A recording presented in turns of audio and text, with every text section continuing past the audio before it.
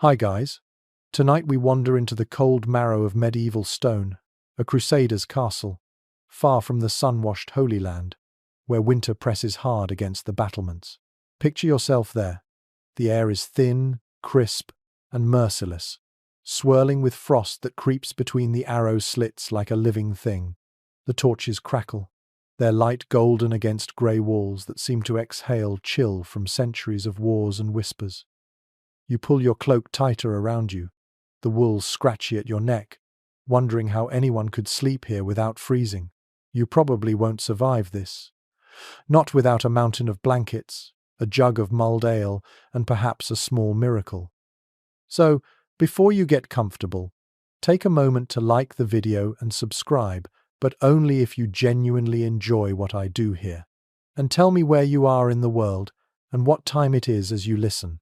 Now, dim the lights, breathe slow, and let's step into the past together. The castle looms before you like the spine of an enormous beast, its towers jagged, its ramparts glistening with frost.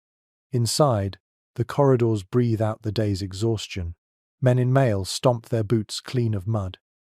The echo of armor fades as they descend to the lower halls, seeking firelight and whatever warmth can be coaxed from stone.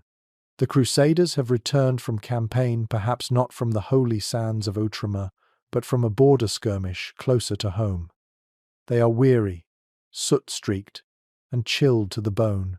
The year could be 1187 or 1220, it hardly matters. The cold feels eternal.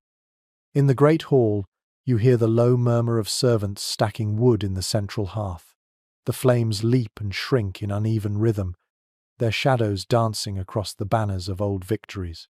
A smell of smoke and iron lingers, mingling with the faint tang of horse sweat that clings to their cloaks. One knight, his beard frosted white, unlatches his sword belt and sets it carefully beside him.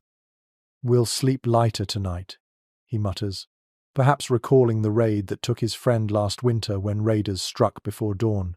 Sleep in a castle was never deep. It was a truce, not surrender. You pace slowly over the flagstones, your footsteps hollow. Somewhere above, a door slams against a gust.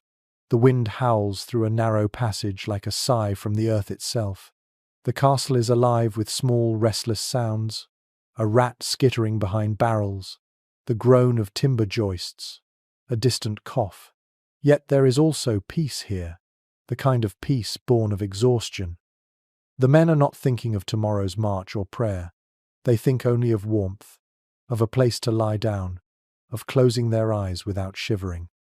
Historians still argue whether Crusaders truly slept within the castle walls during winter campaigns, or preferred the barracks and outbuildings for easier access to supplies. Some evidence suggests many knights chose to sleep near their horses in the stables, believing the animals' breath offered heat and a kind of companionship. Others insist that, after months in the field, a night under a roof, any roof, felt like luxury itself. Either way, the castle became a cocoon against the vast indifference of the medieval cold. You notice the torches guttering low now, replaced by small clay lamps set along the walls.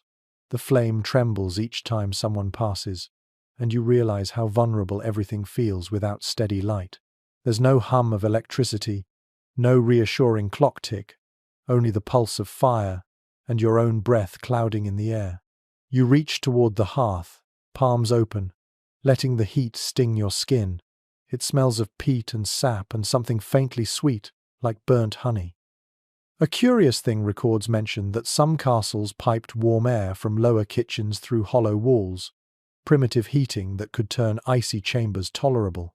You imagine that faint warmth sneaking up the stairwell, a secret luxury known only to the lord and his lady. Down in the soldiers' quarters, however, no such comfort existed. They relied on layers, wool, linen, and perhaps a fur stolen from a fox long since forgotten. You pass a narrow slit of a window where the moonlight spills like silver dust. Outside, the courtyard is frozen white, the well capped with ice. You can almost hear the wind's fingertips tapping against the shutters. And yet within the walls, something softer hums. The cadence of daily life surrendering to sleep. boots unlaced, a whispered joke, the quiet creak of a wooden chest closing on a secret. Every castle night was a small miracle of endurance. To sleep meant trust that the guards would stay awake, that the fire wouldn't die, that the enemy wouldn't come crawling through the dark. But it also meant yielding, letting the armor slip, allowing the body a few hours of forgetfulness. You feel that surrender now, in the slowing rhythm of breath and the fading ring of metal. A fringe chronicle from the early 13th century mentions a peculiar ritual. Before sleeping, knights would place a coin beneath their tongues, believing it would keep the soul from freezing should death visit in the night. It's an odd superstition, half prayer, half insurance policy. You picture them lying there, coin hidden, breath shallow, dreaming of warmth. Maybe it worked, or maybe the simple act of belief made the night a little easier to bear. The fire hisses as another log collapses inward. Sparks rise like fleeting stars. You feel their glow on your face and imagine each ember as a tiny story, a memory of battle, of distant Jerusalem, of love letters left behind. Above you, the beams creak. Beyond them, the sky deepens into velvet black. You could almost sleep now, lulled by the faint hum of the wind and the steady sighs of men finally resting. The fortress settles. It exhales. You listen. The night has only just begun, and already the weight of centuries feels softer. Tomorrow there will be drills, prayer, repairs to the wall perhaps, but tonight only the slow drift into warmth matters. You stretch out on the rough straw, pull the cloak higher, and let your mind slip further from the noise of daylight. And as you do, you realize that within these heavy stones lies not just defense but sanctuary, a reminder that even the hardest warriors needed softness, if only for a few hours each frozen night. The castle, cold and stern by day, becomes a cradle by night. You feel it now, the deep quiet, the faint heartbeat of fire, the fragile gift of warmth. Outside, the stars keep their silent watch. Inside, you drift, imagining the centuries folding gently around you. The first step into slumber has begun. You wake, or perhaps you never fully slept, only floated in that borderland where cold and dream intertwine. The air is sharper now, the fire a faint red eye in the distance. It's the kind of cold that hums beneath your skin rather than bites, and you feel it whisper through every seam in your blanket. The castle, though immense, is not your ally tonight. Its stones hoard chill like a miser hoards gold. You roll onto your side and listen, hearing the faint breath of the wind prowling through unseen cracks. A soft clatter makes you lift your head. Somewhere down the corridor, a shutter bangs open, slamming against its hinges. The sound echoes like distant thunder through the narrow passageways, drawing a muffled curse from a guard on patrol. You can almost see him wrapped in a heavy cloak, torch flickering, muttering about drafts that never end. And drafts are everywhere. The Crusader castle may be a fortress, but in truth, it's a sieve of icy air. The very features that make it defensible, its arrow slits, its parapets, its high ceilings, also make it an elaborate wind instrument, each aperture singing its own mournful tune. You step toward the nearest slit and feel the night pressing in, cold fingers stretching from the dark beyond the wall. Historians still argue whether medieval builders ever truly mastered insulation. Some claim they stuffed sheep's wool or moss into the gaps between stones, while others insist such measures were rare luxuries reserved for noble chambers. Either way, you can tell that for the men sleeping in the common rooms, the walls might as well be parchment for all the good they do against the wind. A knight nearby shifts beneath his cloak, grumbling in his sleep. His breath rises in small puffs, visible even in the dim light. The air smells of damp wool, oil, and the metallic tang of the iron sconces. The torches flicker as if fighting for their lives. You tuck your hands deeper beneath your cloak, and the fabric feels heavy and rough, the weave thick but uneven. Wool was the Crusaders' constant companion, prickly yet dependable, able to absorb moisture without feeling wet. And tonight, It's the only thing standing between you and the encroaching frost. The wind moans again, slipping through the battlements like a phantom. It finds its way into the hallways, twisting through stairwells, nipping ankles, teasing flames. The castle's corridors, once designed for the quick movement of guards, become channels for winter's breath. Some chroniclers even described the cold draughts as the spirits of the slain, roaming the castle in penance. You smile at that thought, a poetic explanation for simple physics perhaps, but then again, who's to say? You pull your cloak closer and start moving, because stillness only invites the cold deeper. The floor beneath your boots is slick with condensation, glinting faintly where the light reaches. You pass through an archway into a narrower corridor, where the air feels trapped and older somehow, as if it's been waiting centuries just to touch your face. Here, the wind takes on a different voice, a faint whistle through cracks in the mortar. You pause and trace one with your fingertips. It's as thin as a hairline fracture, but you can feel the draft escaping like a sigh. A flicker of torchlight reveals frost blooming across the stone, a delicate lace that seems almost alive. You wonder how the masons ever built such walls in the first place, hauling stone in snow, working by daylight that barely warmed their hands. And then you remember something, a detail from a forgotten chronicle. Some castles, especially those in northern Europe, were said to have warming tapestries hung on interior walls. Not merely decoration, but insulation in disguise. Thick woven wool, embroidered with scenes of saints or battles, hung from ceiling to floor to keep out draughts. The richer the lord, the thicker the tapestry. You glance at the bare walls around you, and imagine how different this place would feel with crimson cloth and golden thread. Still, even nobles couldn't escape the chill entirely. A few accounts from Crusader letters tell of lords wearing fur-lined nightcaps and gloves to bed, their breath frosting on their mustaches as they dreamed. And the servants? They slept in corridors like this one, huddled against barrels or tucked behind doorways, using straw and cloaks for makeshift insulation. There's a humility in that image, people becoming part of the building itself, filling its cold pockets with their warmth. You stop near another narrow slit, this one half iced over, and look out. The courtyard is ghostly white. Snow piles against the walls, soft as ash. A torch burns on the far parapet, its flames sputtering sideways in the wind. You imagine the guard up there, stamping his feet, clutching a horn, cursing every gust that tears at his cloak.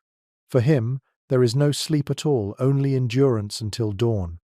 You exhale slowly, watching your breath bloom and vanish in front of you. It's a strange comfort, proof that your warmth still exists, that you haven't become one of those silent spirits wandering the battlements. You turn back toward the hall, where the hearth's glow flickers faintly like a beacon.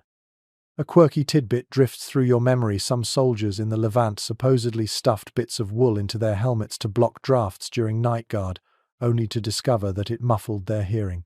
The practice spread anyway. Better deaf than frozen. You chuckle softly. Humans have always been practical in the strangest ways. The castle groans again. The wooden beams above creak, and a few flakes of frost fall from the ceiling.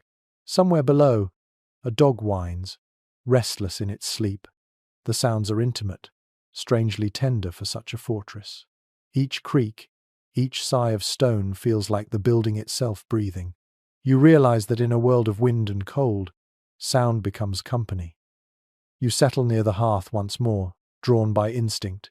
The coals glow like a dying heart, but the faint warmth it gives off feels miraculous. You sit close enough to feel the air shimmer. Behind you, others stir and adjust, faces half lit, eyes half closed. And you can't help wondering, did they dream of warmth the way we dream of adventure? Did a Crusader, half frozen in his furs, imagine waking in a place where walls held heat instead of wind?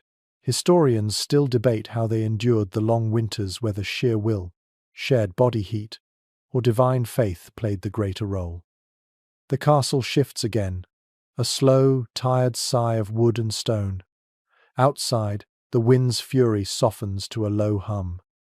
Inside, you feel something close to comfort, Fragile, fleeting, but real.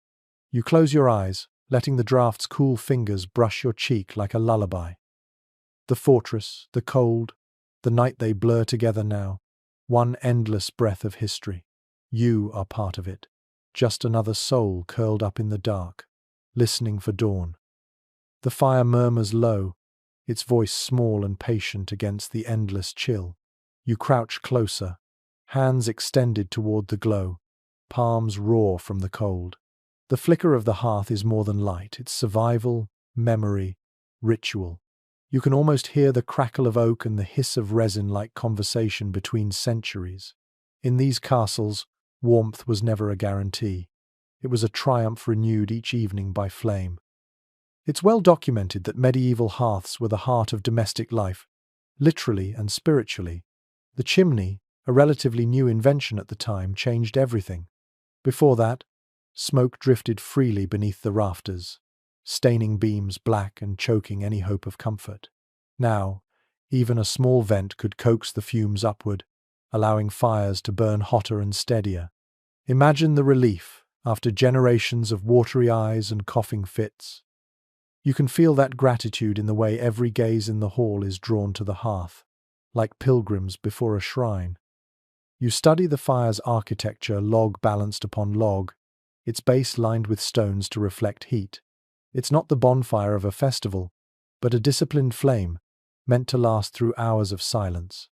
A servant kneels with practiced grace, stirring the embers, adding a twist of dried herbs. The air brightens with a scent that's sharp and earthy, rosemary, perhaps, or thyme from the kitchen garden. Such herbs didn't just sweeten the air. They were thought to cleanse it, to keep away sickness and spirits alike. A curious superstition claimed that tossing a pinch of salt into the fire could seal warmth inside the soul. You watch as one old soldier does just that, murmuring under his breath. Maybe it's habit, maybe hope, but you sense how fragile warmth felt in a place like this, where one gust could undo an hour's struggle. Some historians question whether these fires were truly sufficient to heat entire halls. The ceilings soared too high, the walls too thick, and the drafts too stubborn. Yet still, they burned through the night, through exhaustion, because a castle without fire was simply a tomb with a roof. The heat never spread evenly, of course. Those nearest the hearth basked, while those on the edges shivered under cloaks, pretending not to notice. Social hierarchy, even in sleep, was measured in degrees of warmth. You glance upward. Smoke trails through the rafters in lazy ribbons, caught in the crossbeams where spiders have spun trembling threads. It drifts toward a narrow vent, vanishing like breath into the dark. Around you, men begin to settle, some sitting close enough to feel their faces flush, others further back, where the glow barely touches their boots. The flames play over metal buckles, casting gleams like small suns. A faint murmur rises, a story told in half sentences, the kind of tale soldiers share when night's too long. Something about a siege, or a ghost, or a girl in Burgundy. Laughter ripples softly, quickly swallowed by the cavernous space. You lean back, letting the heat seep into your bones. The smell of singed wool fills your nostrils. One chronicler of the 12th century described winter evenings like this as the hour when men remember they are flesh. It's true. The armor, the piety, the discipline all fade in front of firelight. Here, in the half-dark, the Crusader is simply a creature of warmth and breath, grateful for each crackle that means the wood is still alive. The logs shift, collapsing in on themselves with a sigh. Sparks rise, bursting into tiny galaxies before fading. For a moment, the whole hall flickers like a dream, faces lit and shadowed, smoke swirling in halos. Someone nearby hums, a low tune, a fragment of psalm perhaps, or a song from home. It blends with the hiss of the hearth, and suddenly you feel the room breathe as one. An odd custom mentioned in passing by a monastic traveller describes how, in some fortresses, the steward would walk the hall before midnight, whispering a blessing over each flame. Fire was both servant and spirit, they believed. If left unattended, it might wander off in the night, taking warmth with it. You find that oddly touching, the idea that even a blaze could be lonely. Experts have long disagreed about the role of central hearths in the daily rhythm of castle life. Some say they were purely functional. Others argue they were social anchors, the only place where hierarchy softened, where lord and soldier could share proximity without offense. Watching the circle of men around you, it's easy to believe the latter. The flame equalizes everything. You stretch your legs toward the warmth, boots steaming faintly. The firelight paints your skin gold, your breath silver. Beyond its circle, the hall is shadow, a void filled with snores, whispers, and the occasional clink of a cup. The contrast is absolute, warmth as civilization, cold as the wild, and every night, the line between them trembles. You imagine the fire as memory itself kept alive by constant tending. A knight's duty by day was to guard the gates. By night, it was to guard the ember. Lose either, and the world would collapse into darkness. Perhaps that's why, centuries later, archaeologists still find scorched hearthstones perfectly preserved, as if the warmth never left. The servant returns with more wood. He moves carefully, almost reverently, as if feeding a living thing. You hear the soft clunk of the log against stone, the bloom of new flame, the whisper of relief it brings. There's comfort in that repetition. Fire added, heat spreading, time continuing. You realize how much of survival is simply rhythm. Outside, wind scratches at the shutters, trying to claw its way in. The fire answers with a roar, proud and defiant. You smile faintly, watching the dance of shadow and gold. Every flame is a heartbeat, every spark a reminder that warmth can be made, even in a world built of ice and iron. Slowly, the hall dims again. The logs settle, the embers pulse like slow breathing. Around you, the Crusaders drift further towards sleep, trusting the fire to watch while they dream. You let your eyes close too, feeling the warmth reach you at last, tender and steady. The night no longer feels so endless. The hall grows quieter now, the laughter fading into the hush of exhausted breath. You sit in the amber twilight of the dying hearth, eyes half-lidded, watching as men and women, nobles, squires, servants alike, settle into their chosen corners. This is where the great divide of daylight dissolves. The lord who commands 100 riders shares air and shadows with the boy who tends his horse. Yet, even in this shared space, the hierarchy of warmth remains visible like invisible rings around the fire. Contemporary accounts suggest that during winter, the great hall was both dining chamber and dormitory. The tables, long and scarred, would be cleared of trenchers and cups after the evening meal. Straw was spread thick across the flagstones, sometimes mixed with fragrant herbs like mint or lavender, to mask the smells of people, dogs, and smoke. On this impromptu carpet, bodies arranged themselves by rank, nobles closest to the hearth, servants near the draughty doors, guards near the stairways, always alert even in slumber. You can almost see them, the tapestry of humanity laid out in a gradient from comfort to cold. One whimsical detail that survives from a 14th century household roll mentions that the straw for the lord's sleeping area was to be new and without dung of horse or beast, while lesser folk made do with whatever was left from the stables. The tone is matter of fact, not cruel. Everyone accepted their place in this nightly geography. Warmth, like power, trickled downward slowly, and by the time it reached the last servant, it was faint indeed.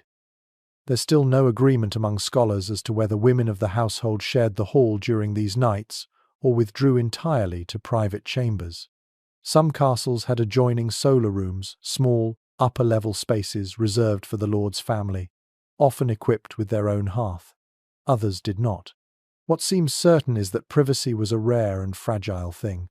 In winter, even lords sometimes preferred company to solitude, for company meant heat. The air smells of tallow candles, roasted meat lingering from supper, and the musky sweetness of hay. You lie back on your bed of straw, feeling its coarse ends poke through the cloth beneath your shoulder blades. The sound it makes dry, whispery, alive, fills the silence like rain on a roof. Someone snores. Someone else mutters a prayer. Far off, a dog shifts, the jingle of its chain faint as a memory. It's strange to think that this hall, so massive by day, shrinks by night into a kind of communal nest. The echo softens. The walls draw closer. The tapestries, if there are any, quiver slightly in the draught, their woven saints and soldiers flickering in the last of the firelight. You wonder how it felt to sleep surrounded by painted eyes that never close.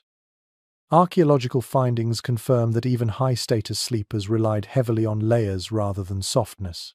Mattresses stuffed with straw or feathers were luxuries transported from warmer lands, too costly to be common. Most beds, even those carved for nobility, held only sacks of chaff covered by linen sheets. The real comfort came from quantity: cloaks, furs, and bodies. The closer people lay, the warmer they became. For all their distance in class, they shared that simple, animal truth. You roll slightly, letting the straw rustle. A spark from the hearth drifts upward and vanishes. In that moment, the hall feels like a living organism. Breath, warmth, heartbeat. You imagine the whispers curling into the rafters, where smoke and dreams intertwine. A peculiar local saying went that a castle's true king is its hearth. You can see why.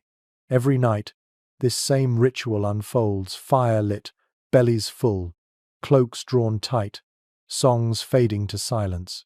Each sleeper surrenders to the same rhythm, each trusting the others not to steal, not to stab, not to let the fire die. It's an agreement older than any charter. Survive the night together, and daylight will sort the rest. No consensus exists on why chroniclers so rarely described these domestic scenes in detail. Perhaps they deemed them unworthy of record, too ordinary, too human. Yet these are the moments that built endurance more surely than battles did. The body that can rest through cold can rise again to fight, or pray, or build. The straw beneath you becomes a kind of foundation, humble yet indispensable. The air grows colder still. Someone stirs, adds a log to the fire. The new flame flares, washing the room in amber once more.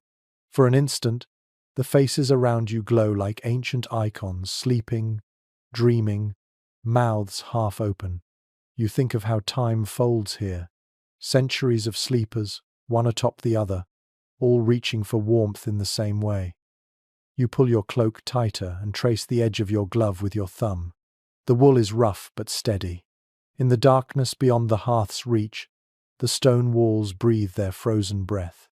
The cold is patient. It waits. But for now, the people are warmer than it is. Some experts argue that the communal sleeping arrangement was as much about morale as about heat. Alone, the wind could unmake you. Together, you might just outlast it.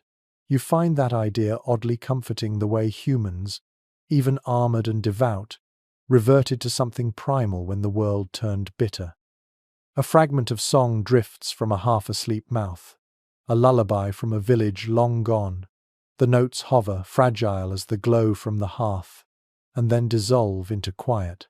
You listen to the rhythm of breathing, the shifting of straw, the deep sigh of a world at rest.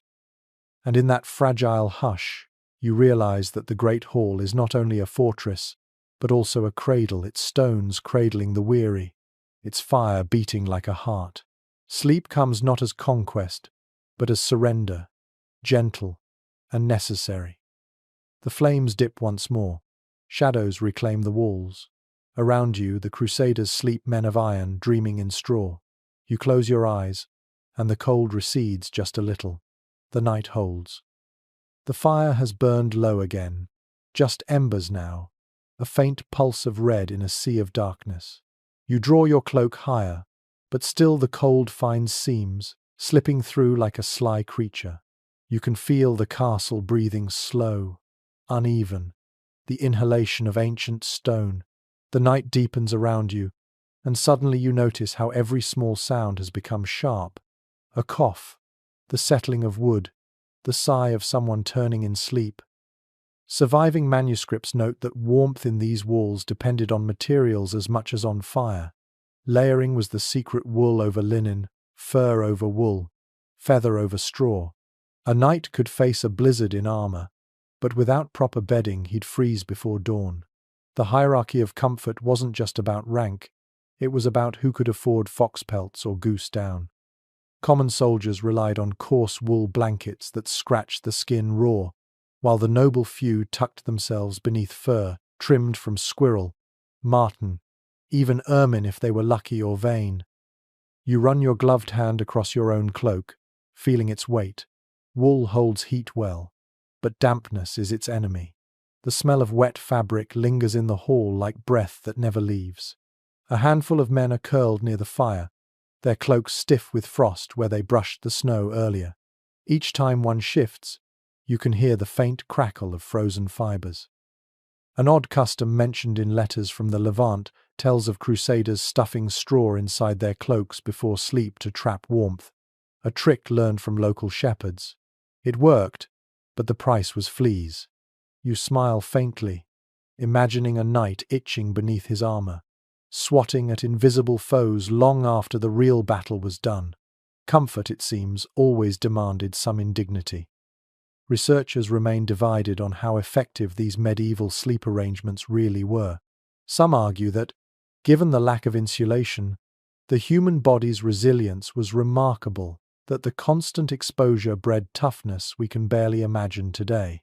Others claim that chronic cold led to endless ailments, joint pain, frostbite, and the slow erosion of spirit. Perhaps both are true. Endurance and suffering were so often twins in this age. You shift closer to the dying embers. The stones still radiate a ghost of warmth, and you rest your palm against them, tracing the uneven texture. The soot stains your fingertips. It feels oddly intimate, as if you're touching time itself. The floor beneath you is strewn with straw and wool scraps, bits of last night's bedding mixed with ash from the hearth. The texture under your hand is soft and rough all at once, like history refusing to smooth itself out. A faint draught licks your ear.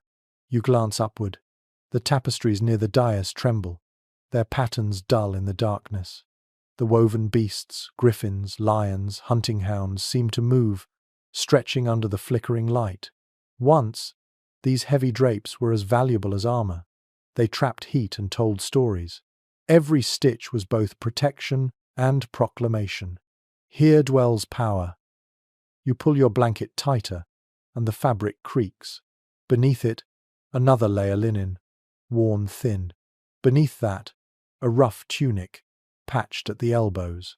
The layering feels like a slow surrender, each garment a small fortress. You begin to understand how sleep itself was a kind of art, the right balance between weight and breath, between being cocooned and suffocated. One eccentric knight reportedly believed that fur stolen from a bear held the animal's strength through the night. He slept wrapped in it before every campaign, convinced that the warmth carried courage. Perhaps it did. The mind makes powerful armor when the world turns bitter. The night outside howls again. Wind combs through the cracks, rattling shutters, teasing smoke from the hearth. You picture the storm rolling over the hills, sweeping across forests, battering the outer walls. Inside, you and the others are small flames in a vast dark ocean, each breath a rebellion against frost. No consensus exists on whether Crusaders brought Eastern sleep customs back to Europe. Some say the feather mattress, a luxury of the wealthy, spread through contact with Byzantine merchants. Others claim it remained a novelty, dismissed by hard-born knights as unmanly softness. You wonder how they would view our own comforts, heated rooms, blankets woven by machines, the very idea of choosing a temperature. Maybe they'd laugh. Maybe they'd envy us quietly. The hall groans again, timbers settling. Someone mutters in Latin, a snatch of prayer to Saint Wenceslas, patron of winter travellers. The sound drifts through the air like incense. For a moment, the cold eases. You close your eyes and imagine the layers not as fabric but as memory. Wool spun by peasants who never saw a crusade. fur trapped by hands hardened from frost, feathers plucked from geese that once flew across grey skies. Every scrap carries the story of another life, another warmth borrowed. You wrap yourself in that lineage and feel the centuries breathe against your skin. A traveller's journal from the 13th century describes the scent of a sleeping hall as a garden of smoke, wool, and bodies. You smile softly at the phrase. It's both unkind and tender, perfectly true. In that smell, you find humanity, raw and enduring. You shift again, listening to the steady chorus of sleepers. The fire hums faintly, and the air tastes of ash. Your body begins to sink, heavy with the slow relief of warmth gathering at last. The layers hold, and as you drift towards sleep, you realize that comfort in these walls was never about luxury, it was about persistence. To build warmth was to build hope, stitch by stitch, fur by fur, breath by breath. Outside, the wind moves on, searching for cracks elsewhere. Inside, the silence deepens. The firs whisper against your ear as you turn. Somewhere far above, an owl calls once, then vanishes into snow. The castle sleeps again. The night lingers, and the fire has dwindled to a slow, steady glow. Around you, the sleeping bodies breathe in uneven rhythm. A helmet gleams faintly in the shadows, its curve catching the light of the last ember. You notice how the steel seems alive, as if it too is keeping watch. It reminds you that no one here ever truly sleeps without an audience of weapons. Records from the period show that Crusaders often kept their swords or daggers within arm's reach, even when they rested indoors. A man could take off his armor, but never his caution. In an age when raids, betrayals, and sudden alarms were common, sleep had to share its bed with fear. Many slept in linen shirts or padded gambesons, ready to rise at the call of a horn. To the medieval mind, peace was never a guarantee, only an interval. You reach toward the nearby stand, where a suit of chainmail hangs, the links catching faint light like frozen rain. The metal is cold beneath your fingertips. It smells of oil and rust, the scent of battle resting quietly beside slumber.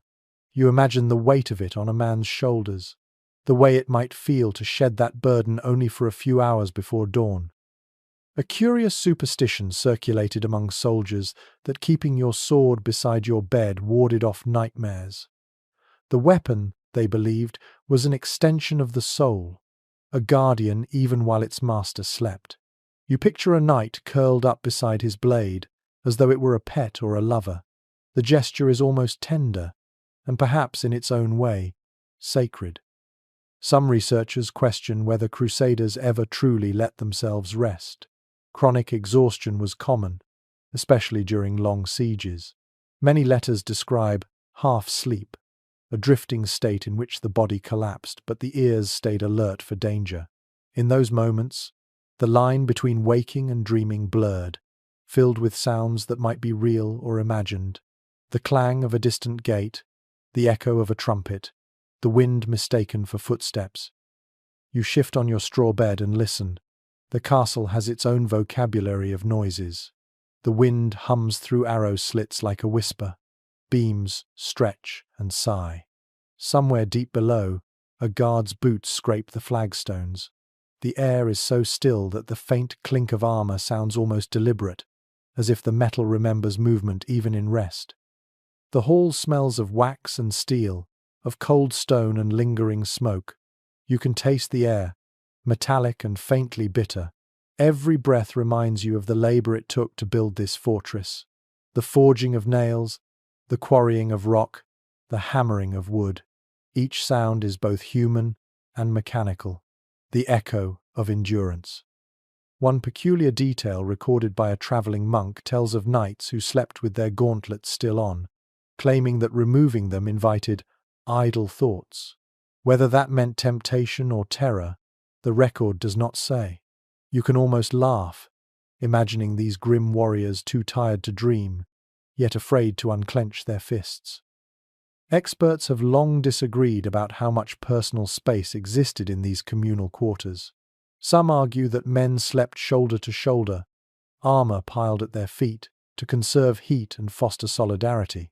Others believe that each knight claimed a small perimeter of straw around him, guarded by habit and sharp elbows. Either way, privacy was a foreign concept. The sound of your neighbor's breath was part of the landscape, like the wind or the fire. You let your eyes wander upward to the ceiling beams, blackened by years of smoke.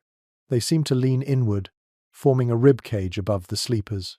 Beneath it, rows of steel helmets rest like silent heads. You realize that the hall has transformed into an armory of dreams.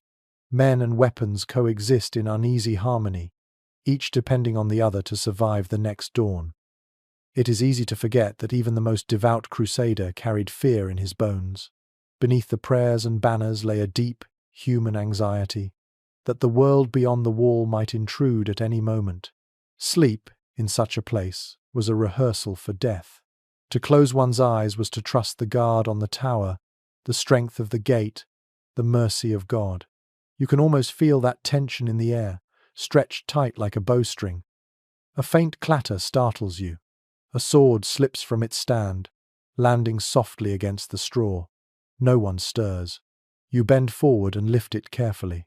The blade is heavy, its edge dull from use, its pommel engraved with a worn cross. You place it back against the wall and watch as its reflection wavers in the low light. The gesture feels reverent, as though you have just returned a relic to its shrine.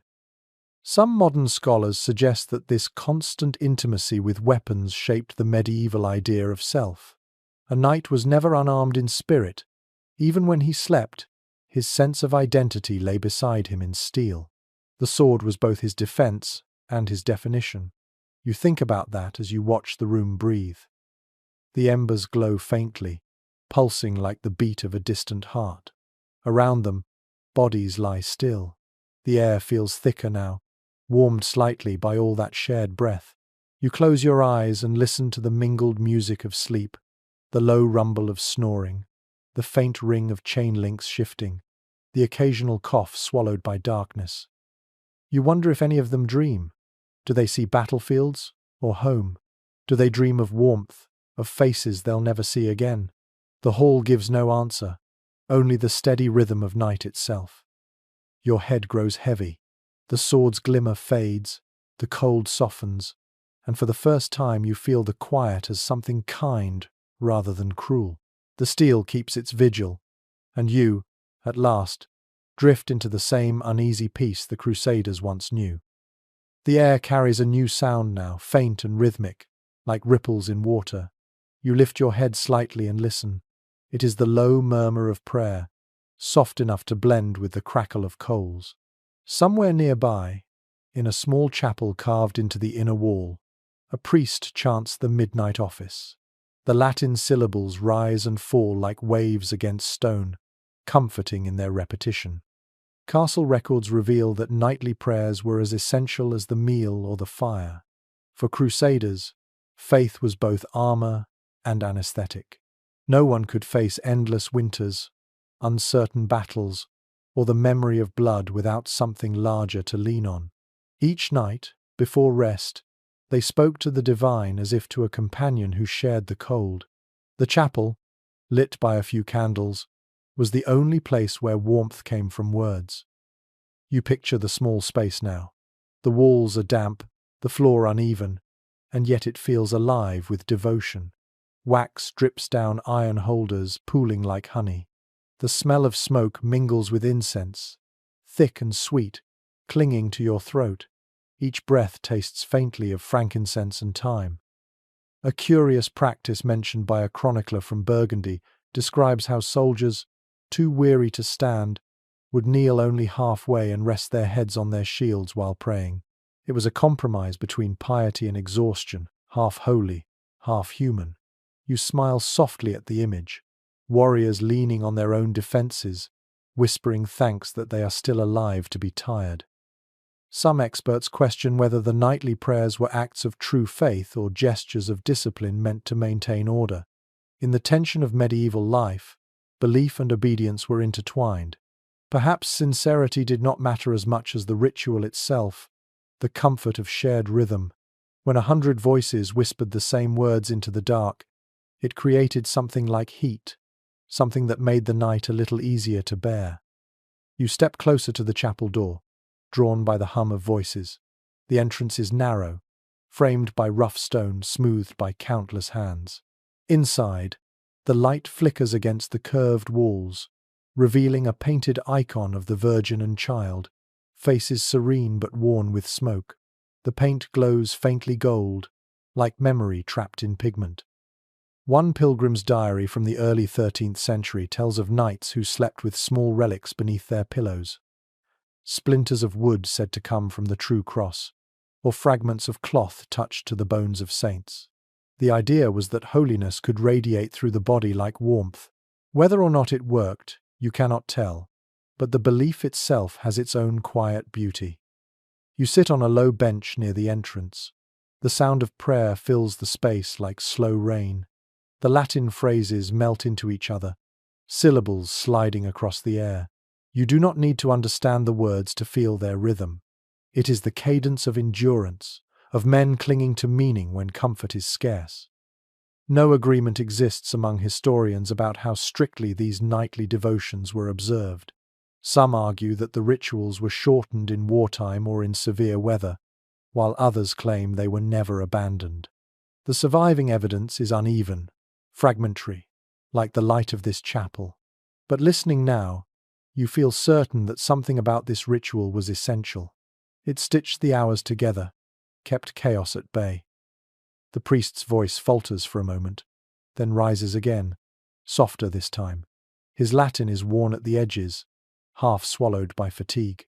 Behind him, a young acolyte swings a censer, the chain rattling gently. The smoke curls upward, silver against the blackness. The air is thick but alive, like a lung breathing in faith. You glance toward the back of the chapel, where a single candle burns apart from the others. Its flame trembles, casting long shadows across the stone altar.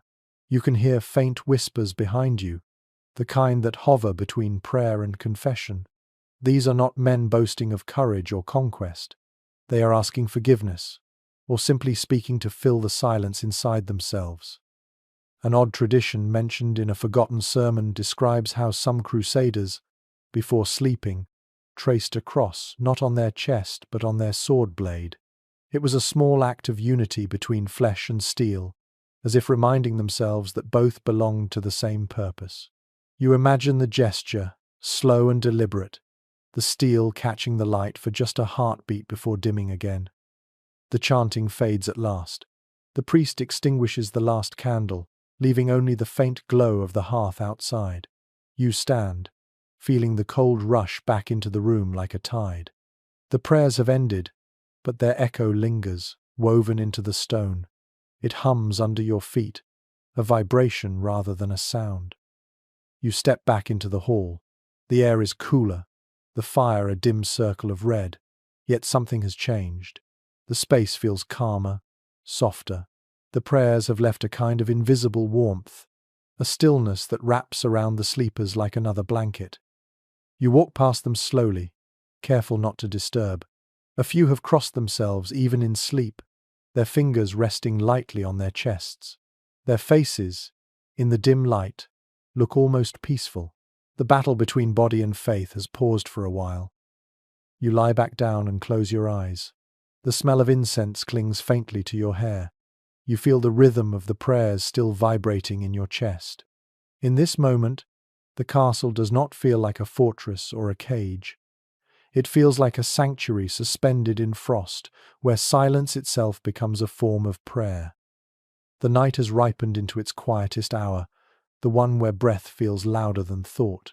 You shift slightly, and the straw rustles beneath you like dry grass under a summer wind. Around you, the last murmurs of prayer fade, leaving only the whisper of embers and the pulse of sleeping bodies. In the dark, scent becomes its own language.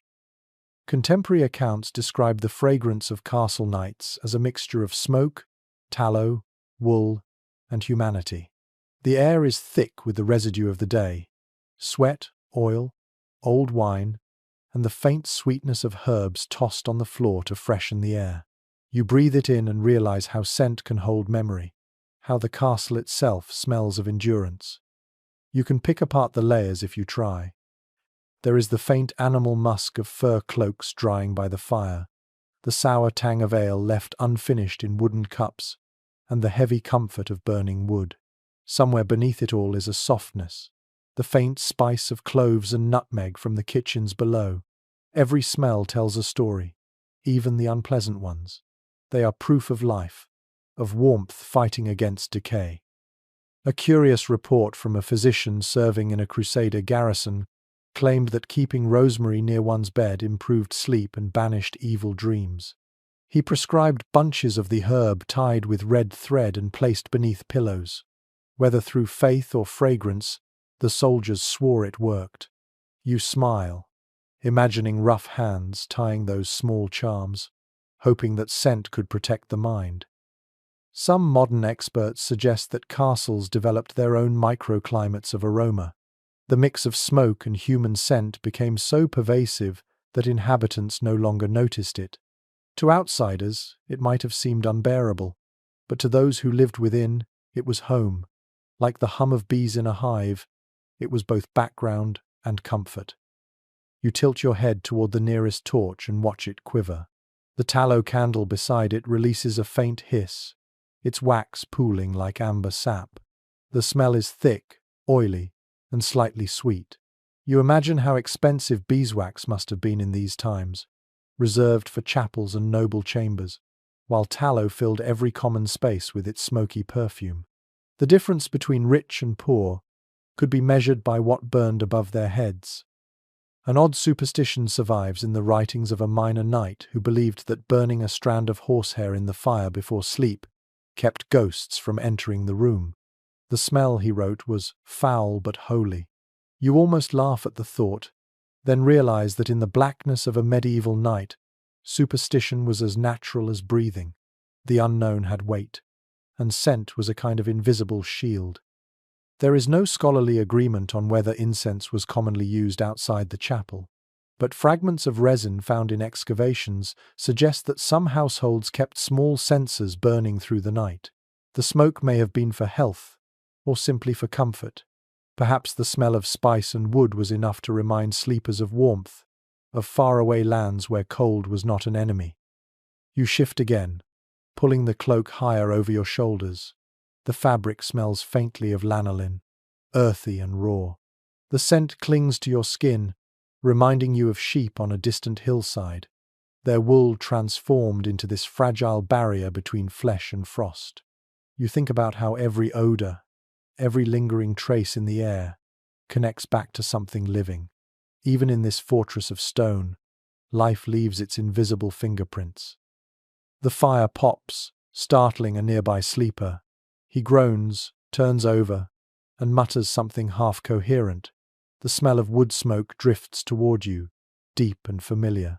It smells of safety, though you know it hides danger. Too much smoke, and the air would choke. Too little, and the cold would creep in.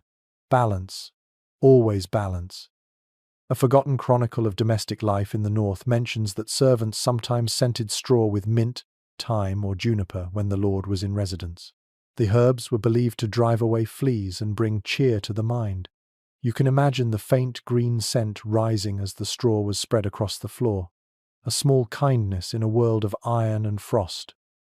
Researchers continue to debate whether the medieval sense of smell was more acute than ours.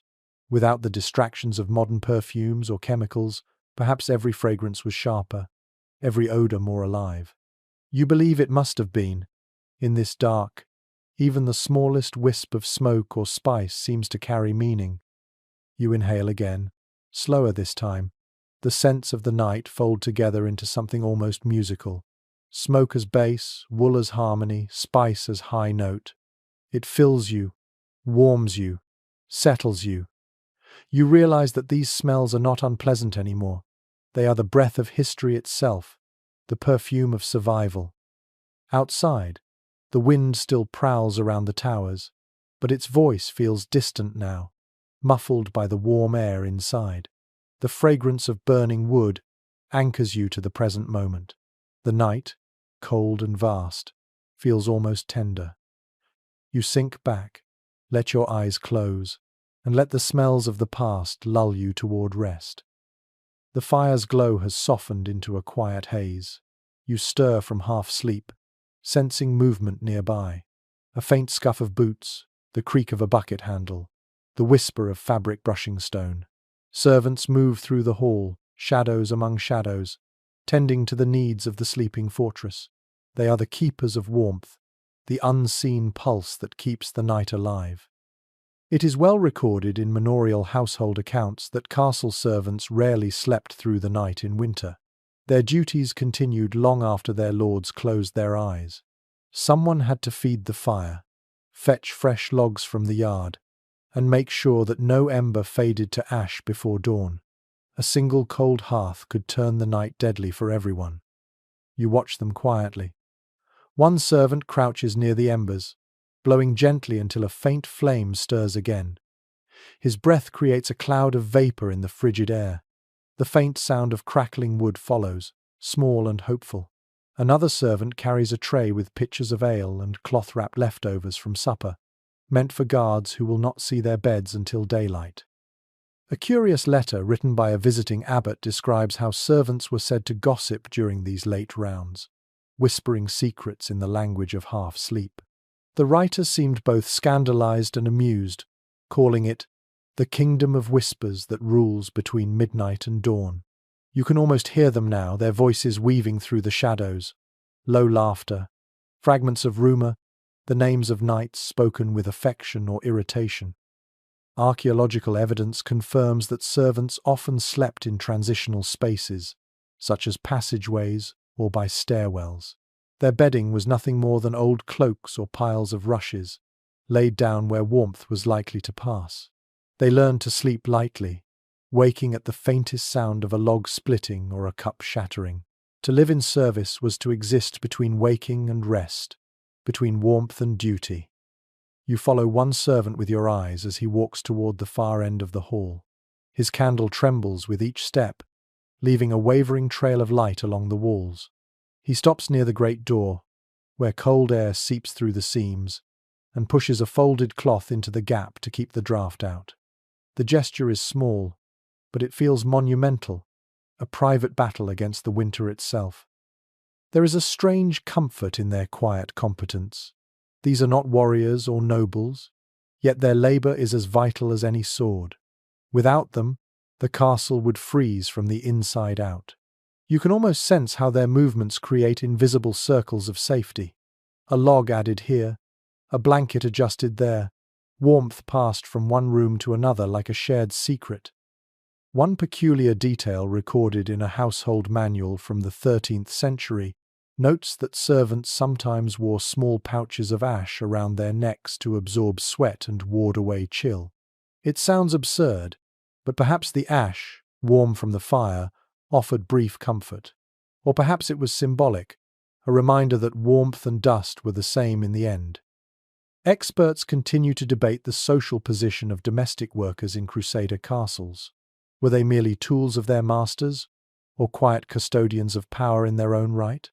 The records rarely speak their names, yet their touch lingers everywhere, in the smooth handles of wooden ladles, in the clean hearths, in the neat arrangement of blankets.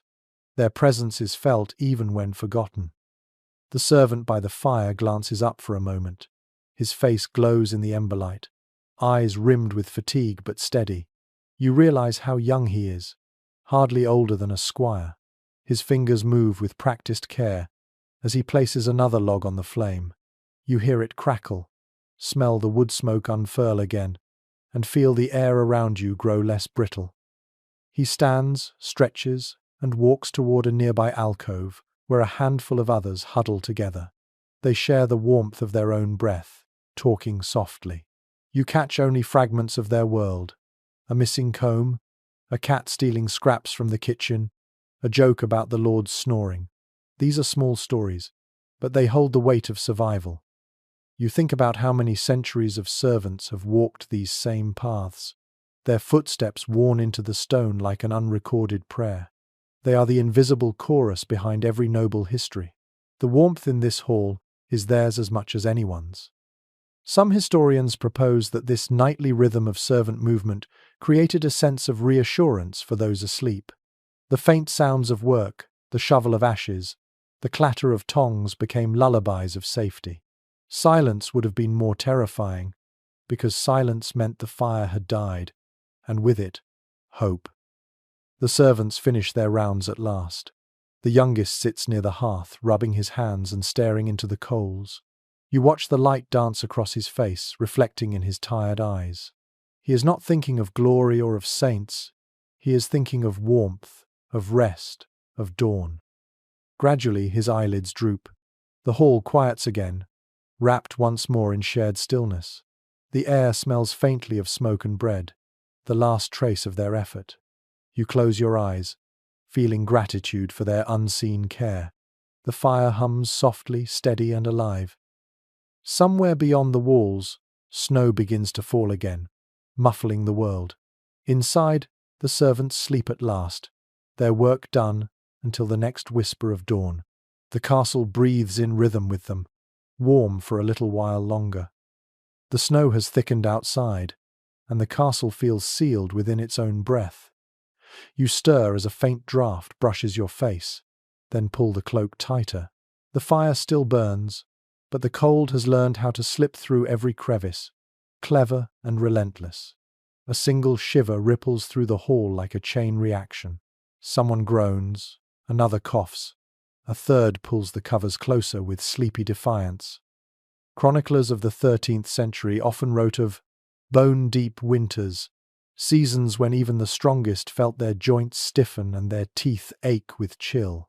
The human body was a fragile fortress against such cold, and each castle had its own collection of remedies, comforts, and peculiar beliefs.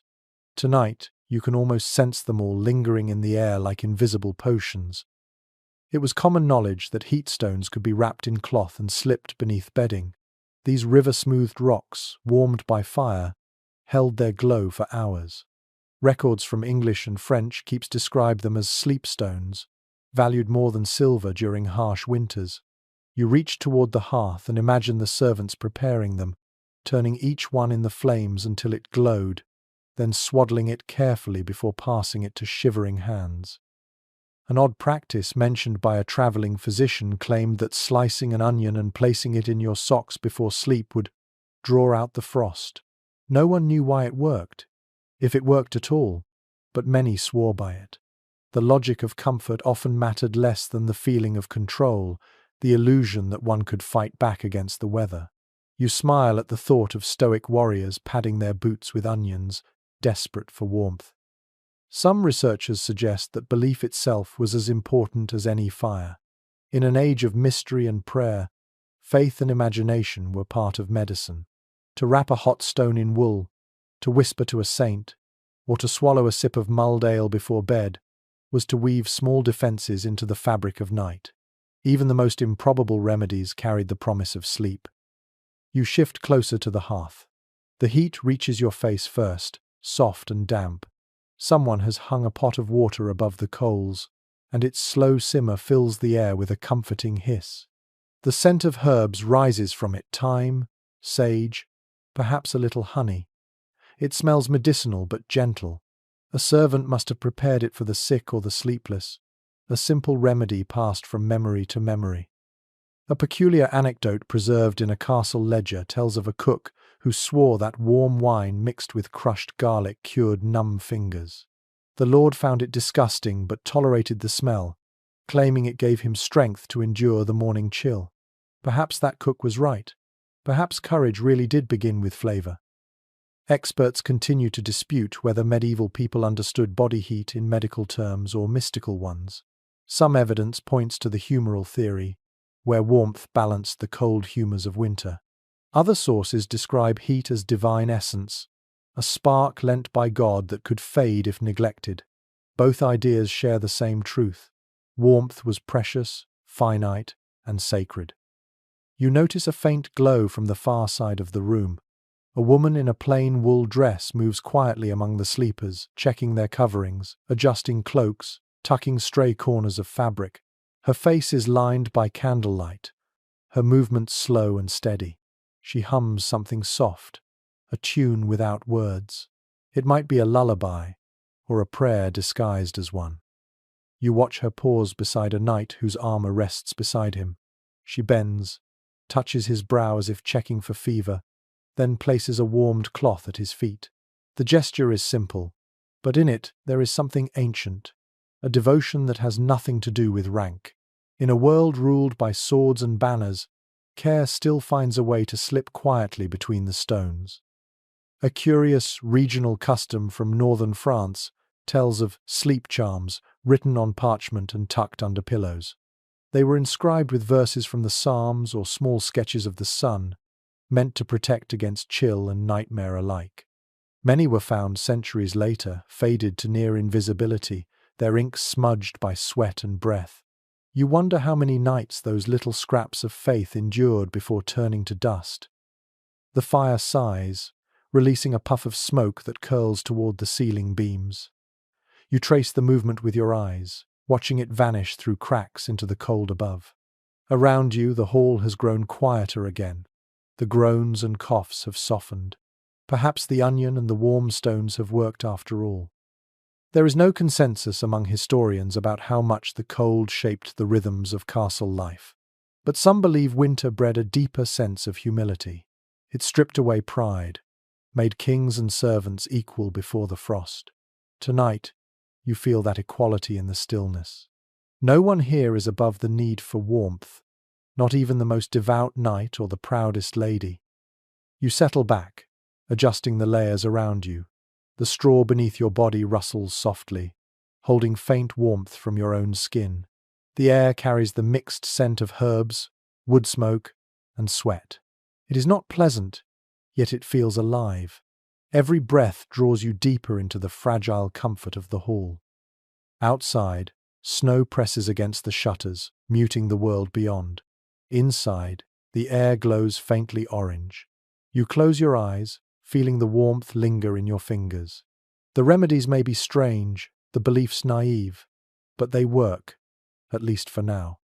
The castle sleeps again, wrapped not only in furs and fire, but in faith, habit, and the small inventive courage of those who refuse to surrender to the cold. You wake to a sound that is neither wind nor fire, but the deep, steady rhythm of boots pacing above you. The watchmen are changing shifts on the ramparts. Their footsteps echo faintly through the stone, each one a reminder that even as others sleep, someone must keep the cold at bay with vigilance. You sit up slowly and listen to their muffled movements, the soft rattle of armor, the faint jingle of chain as they trade greetings in low voices. Records from the time show that night watches were divided into segments called vigils, lasting roughly 3 hours each. It was the simplest way to ensure that no wall was left unguarded. In winter, these vigils were both punishment and pride. A good watchman was measured not by bravery in battle, but by his endurance against frost. You pull your cloak tighter, imagining the view from the tower. The wind would slice through every seam of clothing, turning breath into smoke. A man might stamp his feet to keep feeling in his toes, muttering curses at the moon while trying to stay awake. The snow would glitter on the battlements, pure and silent, masking danger beneath beauty. A curious note from a French garrison ledger tells how guards kept flasks of warm ale spiced with ginger to stay alert, some mixed in honey or cloves when supplies allowed. One veteran even claimed that rubbing a little garlic on the soles of his feet kept the frost from creeping upward. It sounds foolish, but when you picture the cold, sharp teeth, you understand the desperation behind the ritual. Scholars remain divided on whether the guards of these castles truly trusted their walls. Some argue that the design of towers and battlements gave a false sense of security. Others insist that stone, once frozen solid, became stronger than iron. Standing watch at night must have felt like floating between certainty and doubt, each gust of wind a question without answer. You rise quietly and walk toward a narrow slit of a window. The air near it is raw and sharp. You peer through, and the night greets you with glittering silence. The courtyard below is buried under snow, smooth and untouched. Beyond the outer walls, the forest bends under the weight of frost, dark shapes swaying like sleeping giants. Above it all, the sky burns with stars, cold and endless. A peculiar observation recorded by a pilgrim passing through the Levant describes how guards sometimes sang softly to themselves to stay awake.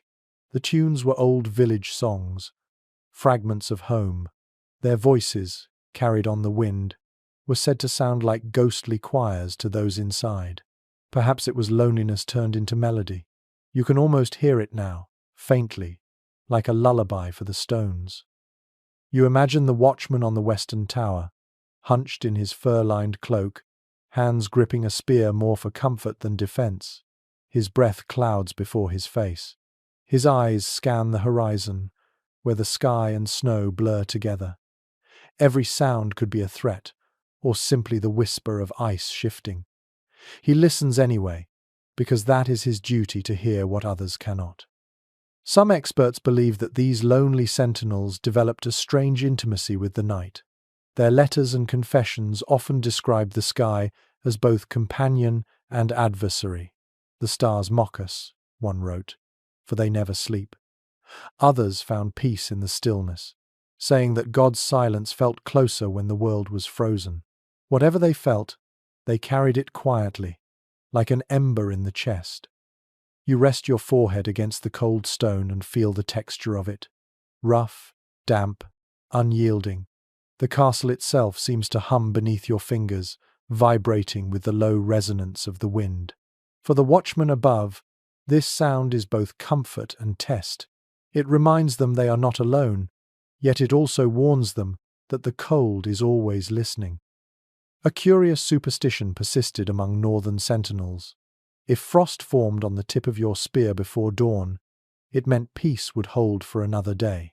Some even checked their weapons at sunrise, like priests reading omens. It was not science, but faith disguised as observation. In a world where so much was uncertain, any sign was worth believing. No full agreement exists among historians about how these guards were chosen. Some say the task rotated among soldiers, others that a few hardy men volunteered, proud of their endurance. Perhaps it varied from castle to castle. What is certain is that every watch was a battle of patience rather than strength, a duel with the cold itself. You step away from the window and glance back toward the hall. The fire still glows faintly, though the warmth feels distant now. You picture the watchmen pacing above, tracing invisible circles through the night, their footsteps the heartbeat of the fortress. Each step keeps the world from freezing entirely. The wind changes tone, shifting from a howl to a soft hum. Snow drifts past the window slit like ash from another world. Somewhere above, a horn sounds once, low and short, marking the end of a vigil. Relief spreads through the hall below. The unseen guards descend the stairs, boots thudding lightly. They pass by the sleeping bodies without a word, their faces pale, their breath trembling. One sits by the fire, thawing his hands. His fingers are red and raw, his eyes heavy. You watch as a servant hands him a cup of ale. He drinks without speaking, staring into the coals as if they hold secrets. In the orange light, his exhaustion looks holy, carved into him by duty. You feel a quiet respect for these men, the ones who never fully rest. They are the thin thread between safety and ruin. Their courage is not shouted, not sung, it is simply endured, hour after hour, night after night. Outside, the snow keeps falling. Inside, warmth flickers once more. The watchmen rise again, ready to climb back into the cold. And as they vanish into the dark, the castle exhales, content that it has survived another hour of winter's siege. The night stretches on, but now it feels quieter, calmer, as if the castle itself has begun to dream. You let your head sink back onto the straw, your body heavy with borrowed warmth. The hall smells of smoke, old wool, and cooling embers. Somewhere above, the last watchman's footsteps fade into stillness. You close your eyes and drift toward the fragile edge of sleep. Letters written by returning Crusaders often mention the strangeness of dreaming after months of battle.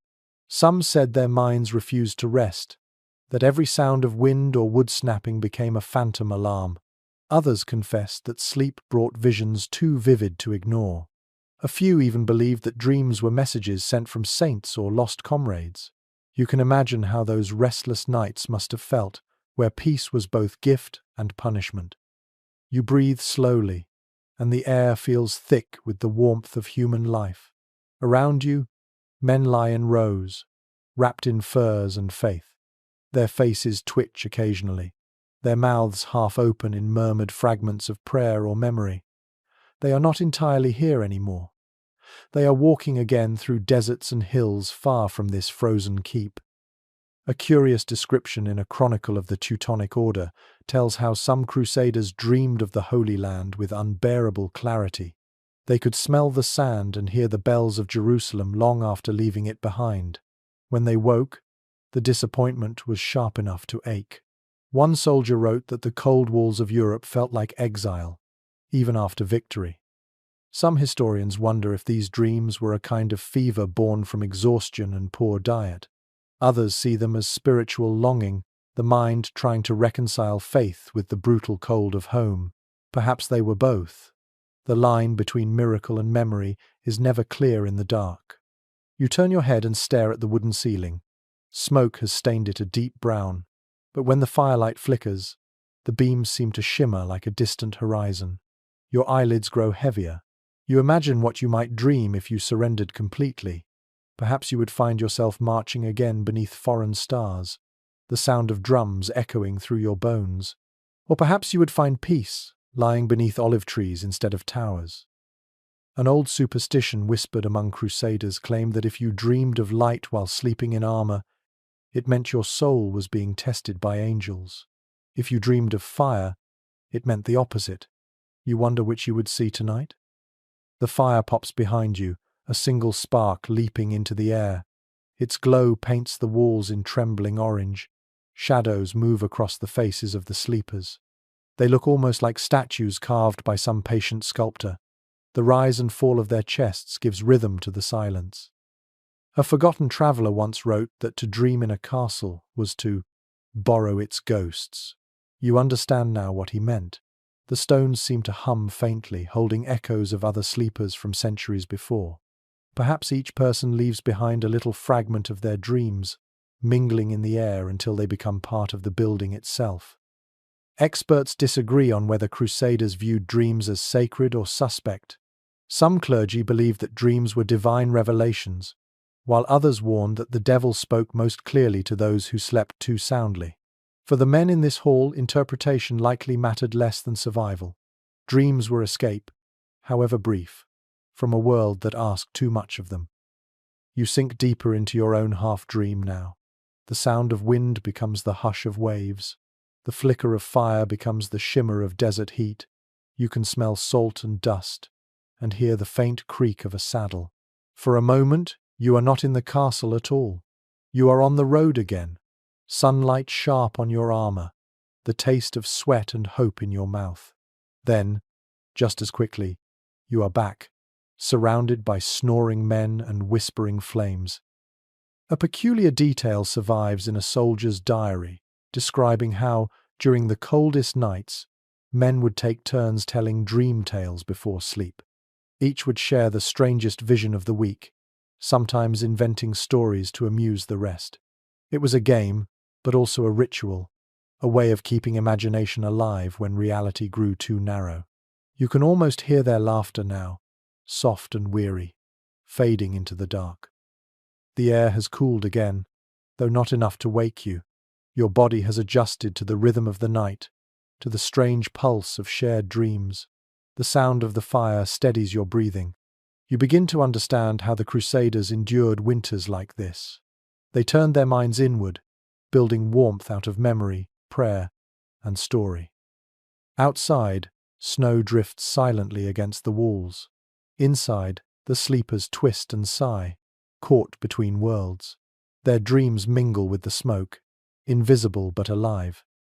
You close your eyes once more, Perhaps you too will dream of distant sunlight, of palm trees and seashells and the scent of warmer air. Perhaps you will wake before dawn and forget it all. Either way, the castle keeps your secrets. It has been listening to dreams for centuries, and it keeps them well. The fire has burned to ash again, but the faintest glow still lingers at its core. You wake slowly, uncertain if it is still night or the very first breath of dawn. The air feels heavier than before, thick with cold and the weight of many hours spent asleep. You pull your cloak closer and feel the rough seams under your fingers, stiff from frost and sweat. Around you the hall is a quiet sea of half-breaths and dreams fading away. Monastic records describe how faith often deepened during the hardest winters.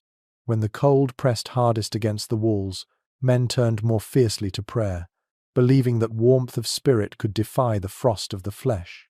The Crusaders were not monks, but they shared this idea. For them, the night was another battlefield, and faith was their only shield. You watch one man kneel before the dying fire. His armor is gone, his hands bare. He crosses himself slowly, tracing invisible lines of devotion through the smoke. His lips move without sound, his eyes open but distant. He might be praying for his family, for forgiveness, or for nothing more than dawn. A curious fragment from a letter found in a monastery archive tells of a knight who slept with a small relic tied around his wrist. It was said to be a scrap of cloth from a saint's robe. He believed that it warmed the blood when courage failed. Perhaps he was right. The act of believing can sometimes ignite its own fire.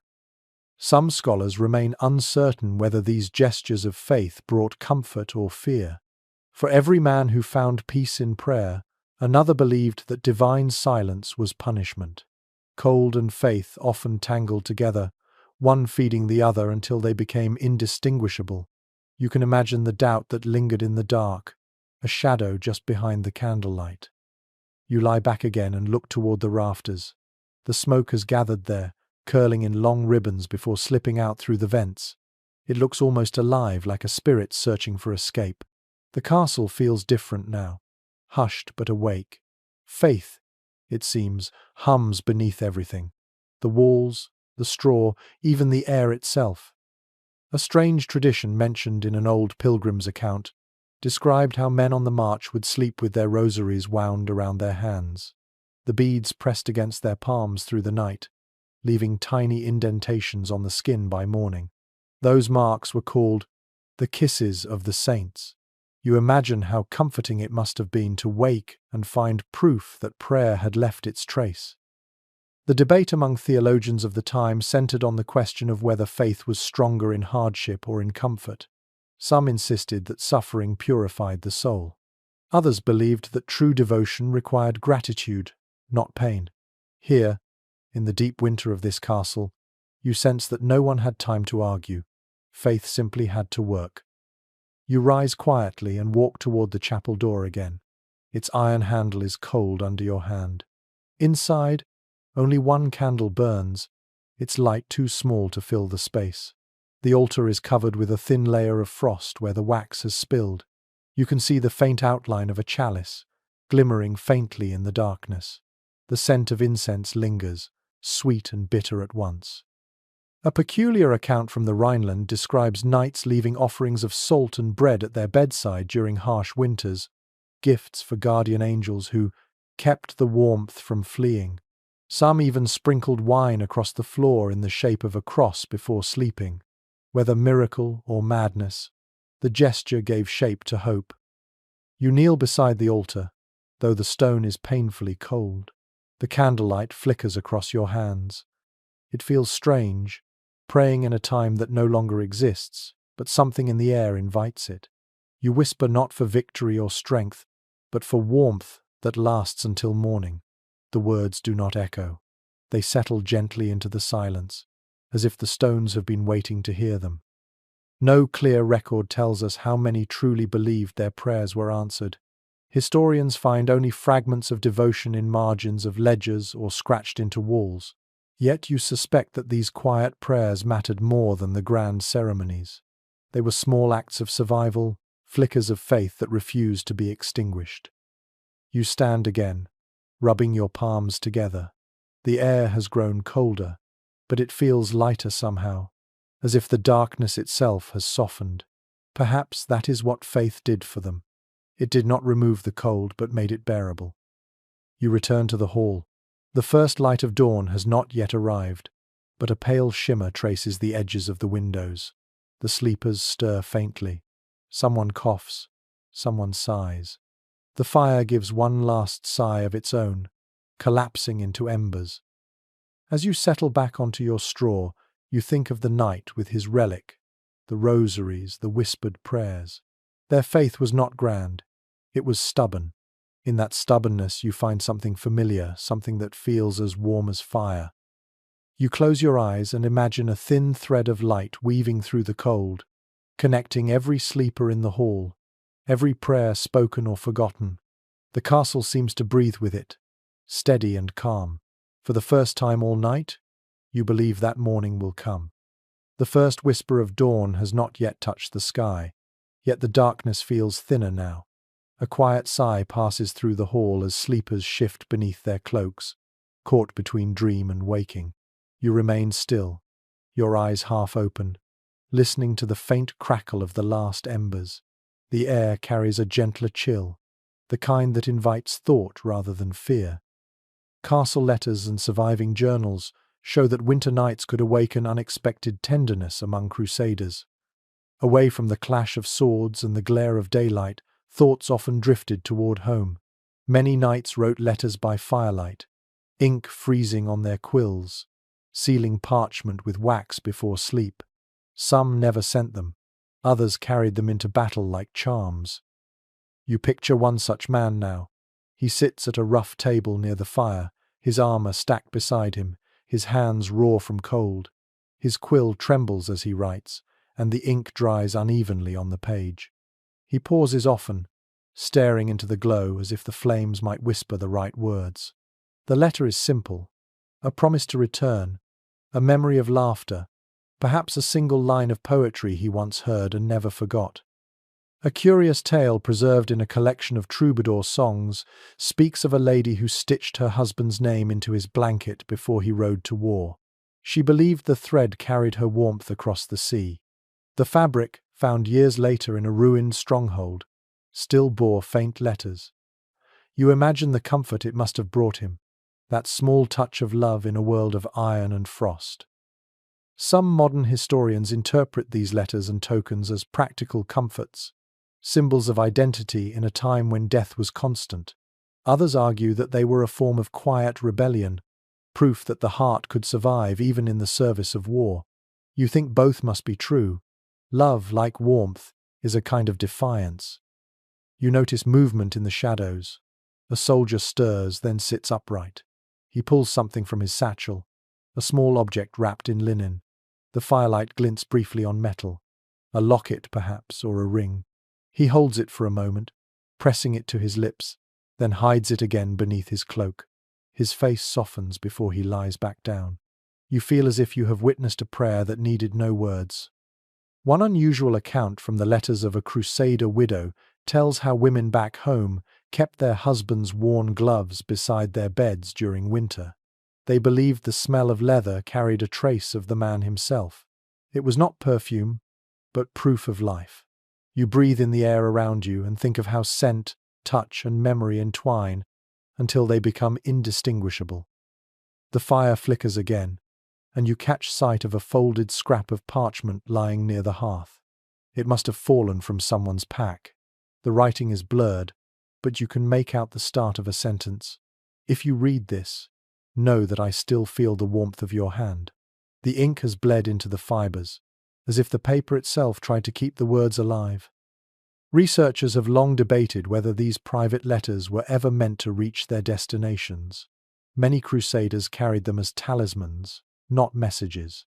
Some were buried with them, tucked against their hearts. In that sense, the act of writing was its own form of prayer, a way to keep love from freezing. You glance around the hall and notice more traces of affection hidden in plain sight. A token of coloured ribbon tied to a scabbard, a piece of embroidery used as a handkerchief. Small rebellions against the sameness of iron and stone. In this light, even a scrap of colour seems like a shout of life. A strange belief, recorded by a minstrel, claimed that words of love written by firelight could not be destroyed by flame. Lovers would test this by holding their letters close to the coals until the paper browned but did not burn. You picture the courage it took to risk a message turning to ash, and the relief when it survived intact. Perhaps they saw that as a blessing, a sign that affection could endure anything. No historian can truly capture the ache that lived in these rooms. The records are too sparse, the language too formal, but you can feel it now, in the air itself, in the faint sighs of men dreaming of faces they may never see again. For all the armour and discipline, the castle at night was full of longing. You lie back and close your eyes. The smell of smoke and parchment lingers. Somewhere, a man murmurs a name before slipping into sleep again. The walls, carved by centuries of such whispers, seem to listen. Outside, the horizon begins to pale. Inside, hearts and embers glow faintly, holding on to warmth that words once promised. You breathe deeply, and for a moment, you feel it too, the tenderness that survives, even the coldest night, quiet and undefeated. The castle exhales, and somewhere below, you hear a low hum that might be voices. The faint aroma of roasted grain drifts up from the kitchen passage, mixing with the smoke of the dying fire. Hunger wakes before dawn, as it always has. You rise slowly, stretching stiffness from your shoulders, and follow the warm breath of the air toward the source. It is recorded in household ledgers that the kitchen never truly slept during the coldest months. Fires were kept alive to prevent frost from cracking pots and to make sure that the lord could have hot broth at any hour. These were the warmest rooms in any fortress, and in winter they became a secret refuge. You walk through the corridor, guided by the faint orange glow ahead. The air grows thicker, warmer, alive with the scent of yeast and smoke. Your boots scrape against stone darkened by centuries of soot. The moment you step into the kitchen, the world changes. Here the chill ends, replaced by the pulse of fire and labour. The hearth is immense, built wide enough to roast an ox. The coals shimmer with colour, and heat presses against your face like a hand. A pot of porridge simmers slowly, steam curling upward in graceful ribbons. You hear the soft clatter of ladles and the occasional sleepy curse from a cook turning bread near the flames. A curious note in a merchant's diary from the late 12th century describes how kitchen workers used to sleep beside the oven, wrapping themselves in flour sacks when the fire burned low. It was the only place in the castle where warmth could be counted on. You can picture them now, curled like cats, their faces flushed from heat, while the rest of the world froze above them. Some scholars question whether this practice was tolerated by the lord's household or quietly ignored. Official records rarely mention servants sleeping in kitchens, yet ash mixed with straw has been found in corners of excavated keeps. The evidence speaks softly but clearly. People survived where they could. You move closer to the main hearth. The cooks are half awake, eyes heavy, their movements steady through habit. One stirs the pot with a wooden spoon as tall as his shoulder. Another rolls dough on the table, her breath fogging the air despite the warmth. They work in rhythm, a quiet dance guided by need. A peculiar anecdote from an old kitchen ledger tells that cooks sometimes poured a little ale into the porridge on bitter mornings, claiming it made the spirit braver. The habit likely began as indulgence but soon became tradition. You watch one of them do exactly that now, tipping a cup into the pot and stirring as if blending courage itself. Historians are divided on whether the kitchen was considered sacred or profane. Some argue it was a place of elemental magic, where food transformed and warmth was born. Others see it as a space of servitude, hidden from the noble eye. Yet here, in the glow of the coals, both ideas seem true. The kitchen is both heart and shadow, the place where survival takes shape. A small black cat slinks across the floor, tail raised, eyes bright. It pauses to sniff at a basket of scraps, then curls near the fire, purring softly. The cooks pay it no attention. It is part of the routine. Many castles kept cats for pest control, but some believed they carried luck as well. One chronicle claims that feeding a kitchen cat ensured heat in the hearth and peace in the household. You cannot help smiling. The smell of baking bread thickens in the air, sweet and comforting. It fills every corner, wrapping around you like a blanket. You imagine how many soldiers, servants, and lords began their days with this scent. In a world ruled by hunger and cold, it was as close to heaven as one could come. No full agreement exists among archaeologists about what exact foods sustained winter life in these castles. Grains, salted meats, and root vegetables dominate the records, but small luxuries like honey and dried fruit appear too. A meal could be both humble and miraculous when shared by firelight. One cook ladles porridge into wooden bowls and sets them on the table. Steam rises, carrying the scent of nutmeg. She hums softly, a tune with no words, her voice blending with the sound of boiling water. You take a seat nearby, feeling the warmth soak into your hands.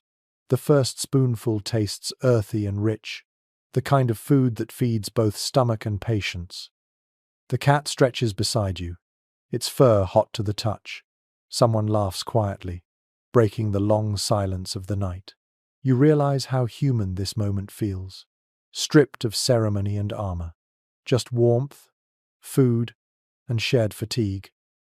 A chronicler once wrote that the kitchen was where peace lived while war slept. Sitting here, you understand what he meant. The world beyond the walls can wait. Inside, for now, there is heat, the smell of bread, and the slow heartbeat of the fire. You finish eating and rest your hands on the table. The wood is warm, polished by generations. You breathe deeply, letting the scent of smoke and grain linger. Outside, the wind still prowls, but in here, it feels very far away. You could stay like this forever, listening to the hiss of the pot and the soft purr of the cat. In a castle built for battle, this small room is its truest refuge. You close your eyes and let the warmth sink deeper, until it feels like part of you. When you return from the kitchen, the hall feels quieter, emptier, but the air is a little warmer now. The first hour of dawn approaches, and with it, a restlessness that creeps through the sleepers. A cough echoes. A boot scrapes against the floor. A soft snore breaks the rhythm of silence. Somewhere behind the walls, a draught slides like a cold finger through the stones. The comfort from the kitchen fades quickly, replaced by the sting of returning frost. It is recorded in medieval herbals that sickness often arrived with the cold. The dampness of stone, the smoke of fires, and the closeness of bodies created the perfect environment for fever. In such conditions, healers became as essential as blacksmiths. The Crusaders carried with them not only swords but bundles of herbs, jars of salve, and prayers whispered in languages older than Latin. You watch as a servant moves through the hall with a small tray of cups. The smell of rosemary and vinegar drifts after her, sharp and clean. She pauses beside a soldier who sits upright, his face pale in the dim light. He sips the mixture without protest, his expression weary but trusting. She places a hand briefly on his shoulder before moving on.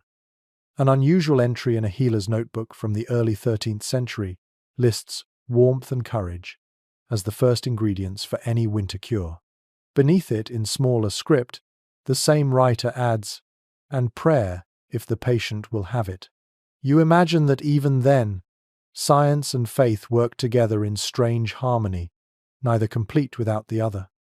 Researchers are divided over how effective these treatments were. Some argue that herbal knowledge was surprisingly sophisticated, that local plants like thyme, mint, and sage were valuable antiseptics. Others claim that most of it was superstition, guided by luck and ritual rather than reason. You suspect the truth lies somewhere between. Survival in winter was an experiment repeated every year, with varying success. You notice a small figure at the far end of the hall, the castle's apothecary perhaps, or a monk trained in medicine, sorting bundles of dried herbs beside the fire. The smell of camphor fills the air, followed by the sweetness of honey melting into a pot of wine. He stirs the mixture slowly, muttering as he works. His hands are steady, his face illuminated by the orange light. A curious superstition mentioned in a letter from a pilgrim doctor describes how a sprig of basil was sometimes pinned to a patient's sleeve to spark the blood. Whether the idea came from the East or grew out of local folklore, no one knows. You imagine the bright green leaves against rough wool, a small defiance against the grey of winter. Archaeologists have found tiny glass bottles in the ruins of several Crusader castles, still faintly scented with myrrh and lavender. Some believe they held ointments for aching joints or frostbite. Others think they were perfumes meant to mask the less holy odours of a crowded garrison. Either way, they tell a story of people trying to make comfort tangible, to bottle warmth itself. The apothecary pours his potion into small clay cups and lines them up neatly. The surface shimmers with oil. He ladles one portion into a wooden bowl and carries it toward a knight resting near the wall. The man coughs weakly but manages a faint smile. The healer says something too quiet to hear, then presses the bowl into his hands. The exchange feels sacred in its simplicity. Some experts continue to debate the role of women in healing during the Crusades. While church records credit monks and physicians, local chronicles speak of wives, midwives, and herbalists tending the sick with knowledge passed through generations. They were rarely mentioned by name, but their craft survives in the language of remedies. Mother's balm, sister's oil, widow's tea. Their hands left no signatures, only results. The smell of the potion grows stronger, filling the hall with a strange mix of spice and bitterness. It reminds you of warmth hidden inside pain, like sunlight caught in ice. The sick soldier sips slowly, then lies back again. His breathing steadies. Perhaps the cure has done nothing, or perhaps it has done enough. A small bowl of crushed mint sits beside the apothecary's tools. He sprinkles a pinch into the air, letting the scent rise. Some say mint clears the mind and keeps the devil from whispering in dreams. The air feels lighter afterward, as if the hall itself has exhaled. You realize that every act of healing in this world was also an act of hope. Whether by faith or herb, by touch or prayer, it was always a rebellion against despair. The warmth of the potion, the smell of mint, the quiet labour of hands, all of it said the same thing: we are still alive. The apothecary extinguishes his lamp and gathers his herbs. Around him, the sleepers breathe more deeply. The wind outside softens. You sit back down, listening to the faint bubbling of the pot as it cools. Somewhere, a single drop falls into the fire and sizzles away. The cold remains, but it feels different now. It is no longer an enemy, just another presence in the room. You close your eyes, comforted by the thought that even in a world ruled by steel and stone, someone always found a way to brew warmth. The first dull light of morning touches the highest beams of the hall. It filters through narrow slits in the stone, pale and thin, painting faint stripes across the sleeping faces. The castle is stirring but still half caught in the drowsy rhythm of night. You lie still and listen. The hall breathes like a single creature. Contemporary accounts describe how the first sound most castle dwellers heard at dawn was not the bell or the horn, but snoring. It was a chorus of humanity, an orchestra of exhaustion.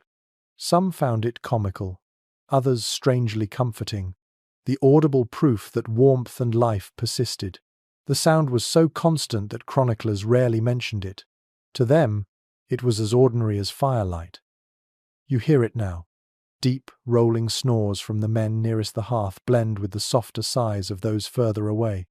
A few dream aloud, their words unintelligible. Somewhere near the door, a soldier mumbles in French, while across the room another answers in Latin without waking. It is the strange conversation of sleep, where languages blur and time forgets itself. A curious entry in the journal of a travelling minstrel recounts how he once judged a lord's hospitality by the harmony of his household's snoring. If the walls trembled, he wrote, it was proof that all within were warm.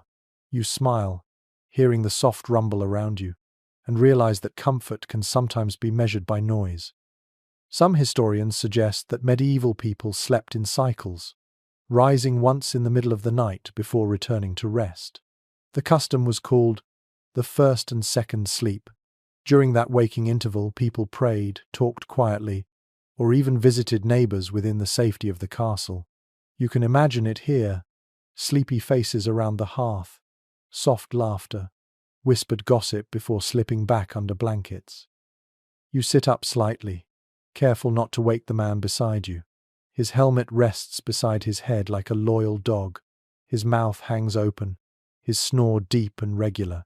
The sound makes you smile despite yourself. There is a peculiar peace in this raw humanity, a reminder that even the fiercest warrior is still a creature of breath and warmth.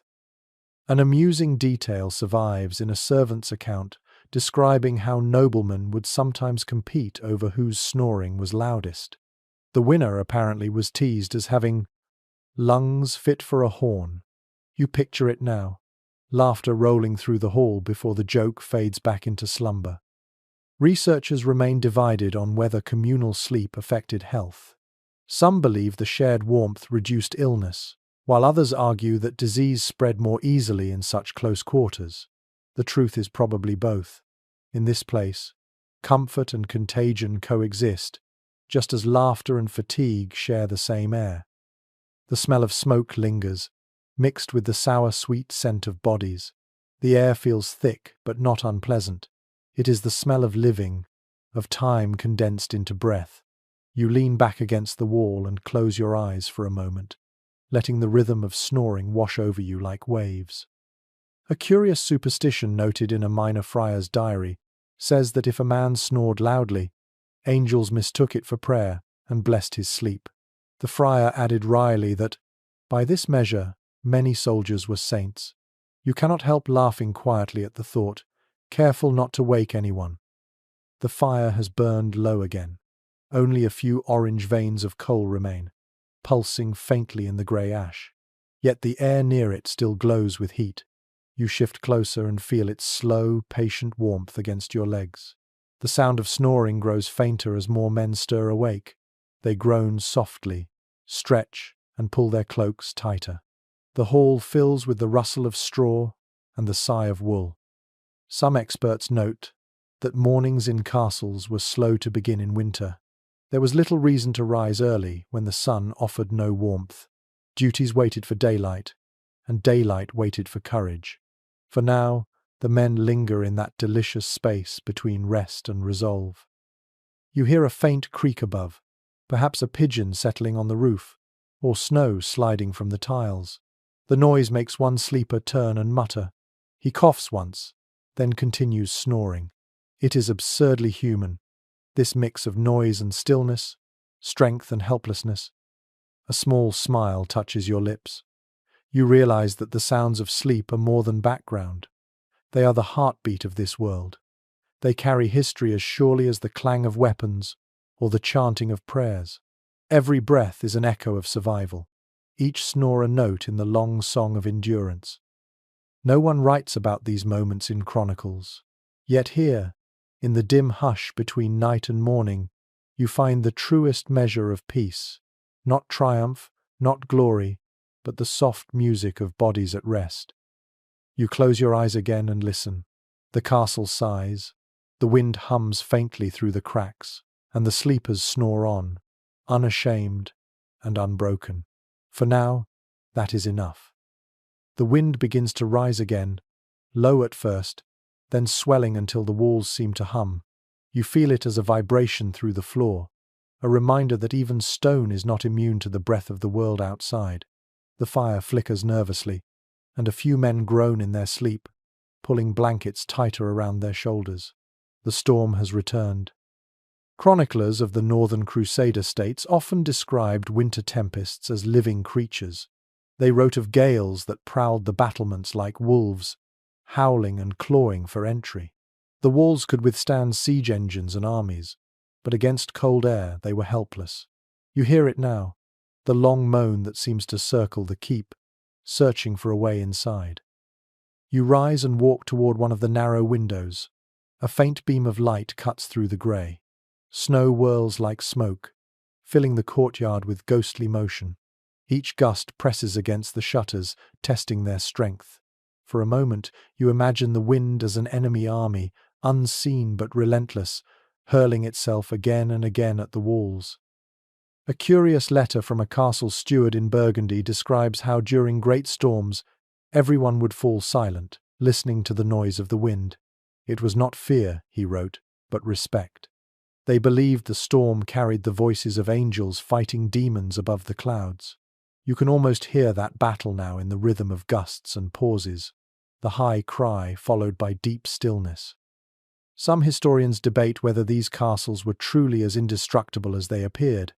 The walls, though thick, were vulnerable to moisture that froze and expanded, splitting stone along invisible seams.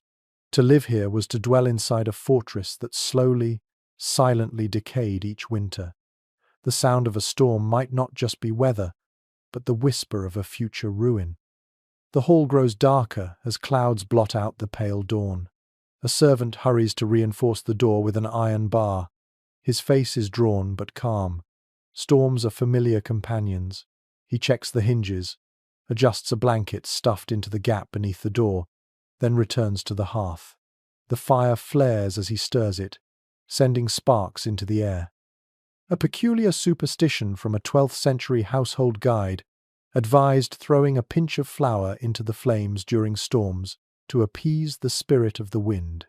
Perhaps it was a symbolic offering, a gesture to remind nature that humans still lived inside its bones.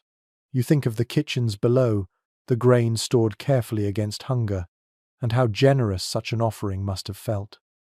The sound of the storm deepens. Snow pelts the walls in soft, rhythmic thuds.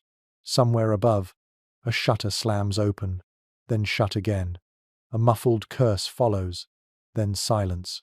You feel the cold pressing harder, as if the air itself wants to remind you of its power.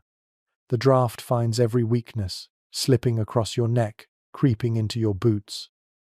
Some scholars claim that storms created a strange intimacy within the walls. Cut off from the world, people turned inward. The noise outside became the rhythm of thought, the pulse that reminded them of how fragile safety was. You can feel that closeness now. Every sound inside the hall seems magnified. The hiss of fire, the shifting of straw, the quiet breath of men who pretend to sleep but are listening too. You glance toward the upper gallery, where a candle flickers near the small chapel door. The flame bends each time the wind hits, struggling to stay upright. Watching it, you think of faith again, how it resembles that little light, steady yet trembling.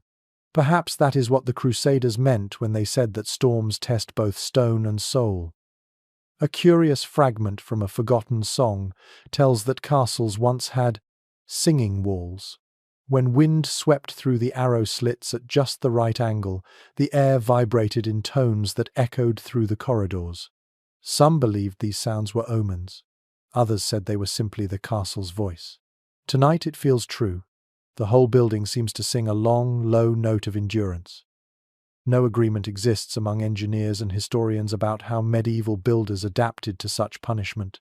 Some evidence points to hidden drainage channels carved into the walls, others to clever designs of layered mortar that flexed instead of cracking. Perhaps they simply accepted that every winter demanded repair, as life always does. The storm reaches its height. The walls groan softly, beams shudder, and a flurry of snow bursts through a crack near the window. You brush it away, but the flakes melt against your skin, leaving trails of cold water that sting like memory. The air smells suddenly clean, as if the storm itself has washed away the smoke and sweat of the night. You close your eyes and listen to the rhythm of wind against stone. It is wild, yet strangely beautiful. There is power in the sound, a reminder that no fortress, no faith, no fire can exist without something to oppose it. The storm makes the warmth inside meaningful. Gradually the gusts weaken. The moan fades to a sigh. The castle relaxes, as if releasing a breath it had held too long. Someone near the hearth begins to snore again, unbothered by what has passed. The fire crackles louder now, reclaiming the silence. You return to your place among the sleepers, the straw cool against your hands. Outside, the snow still falls, softer now, like ashes settling after battle.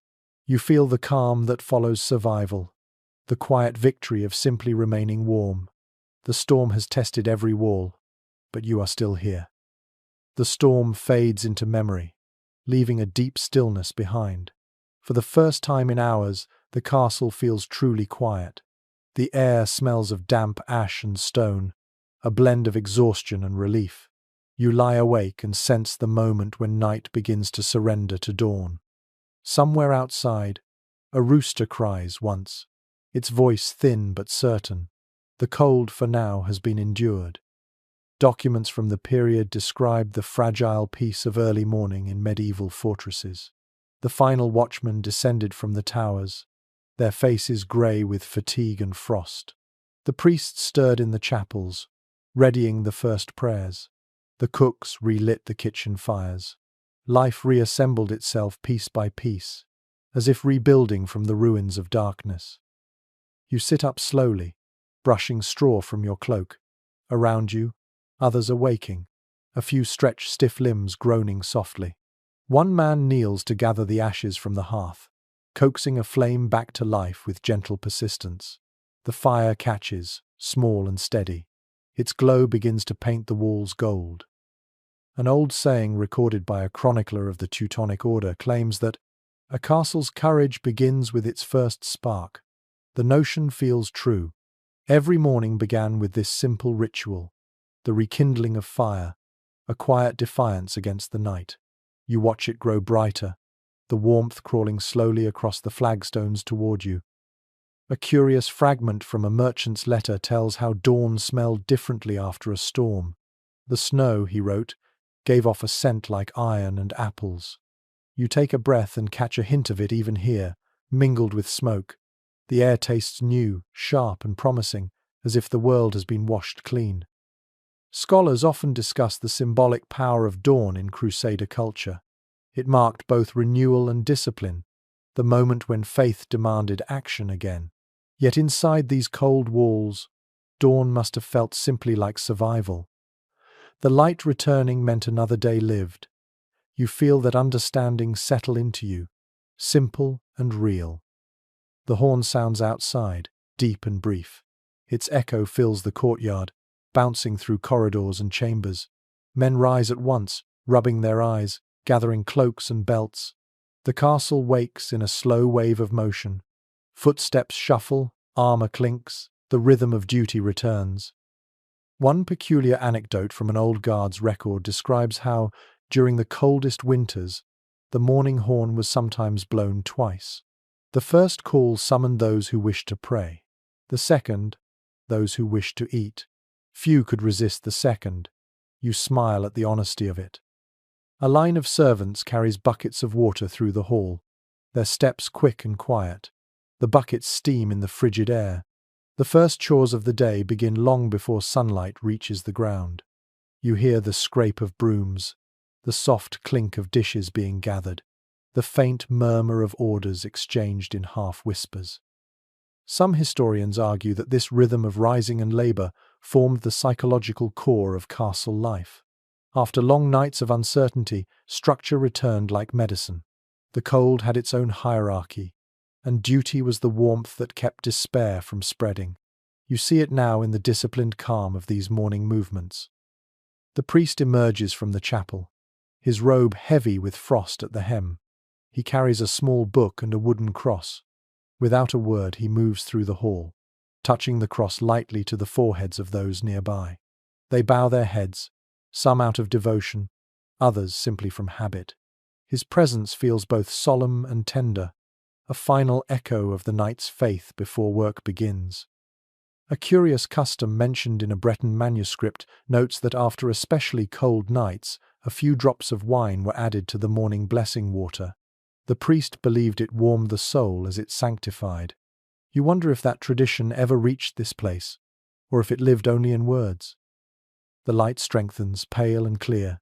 It slips through the cracks in the shutters, painting long, soft lines across the sleeping hall. Dust dances in the air, golden in the glow. The castle looks gentler now. The hardness of stone seems to soften under the promise of another day.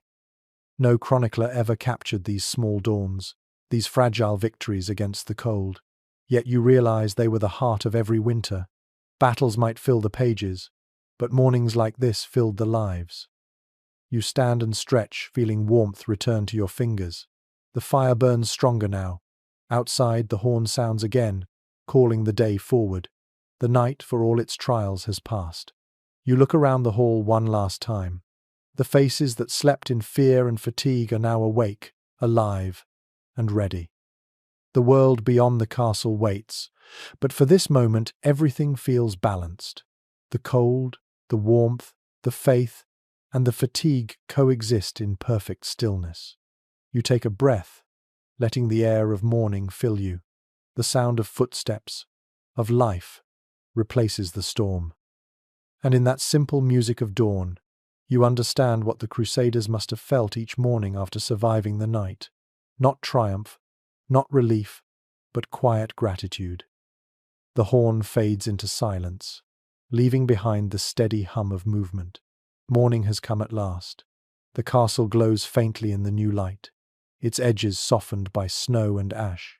You breathe in and feel the air change, no longer cutting but crisp and alive. The cold remains, but it has lost its cruelty.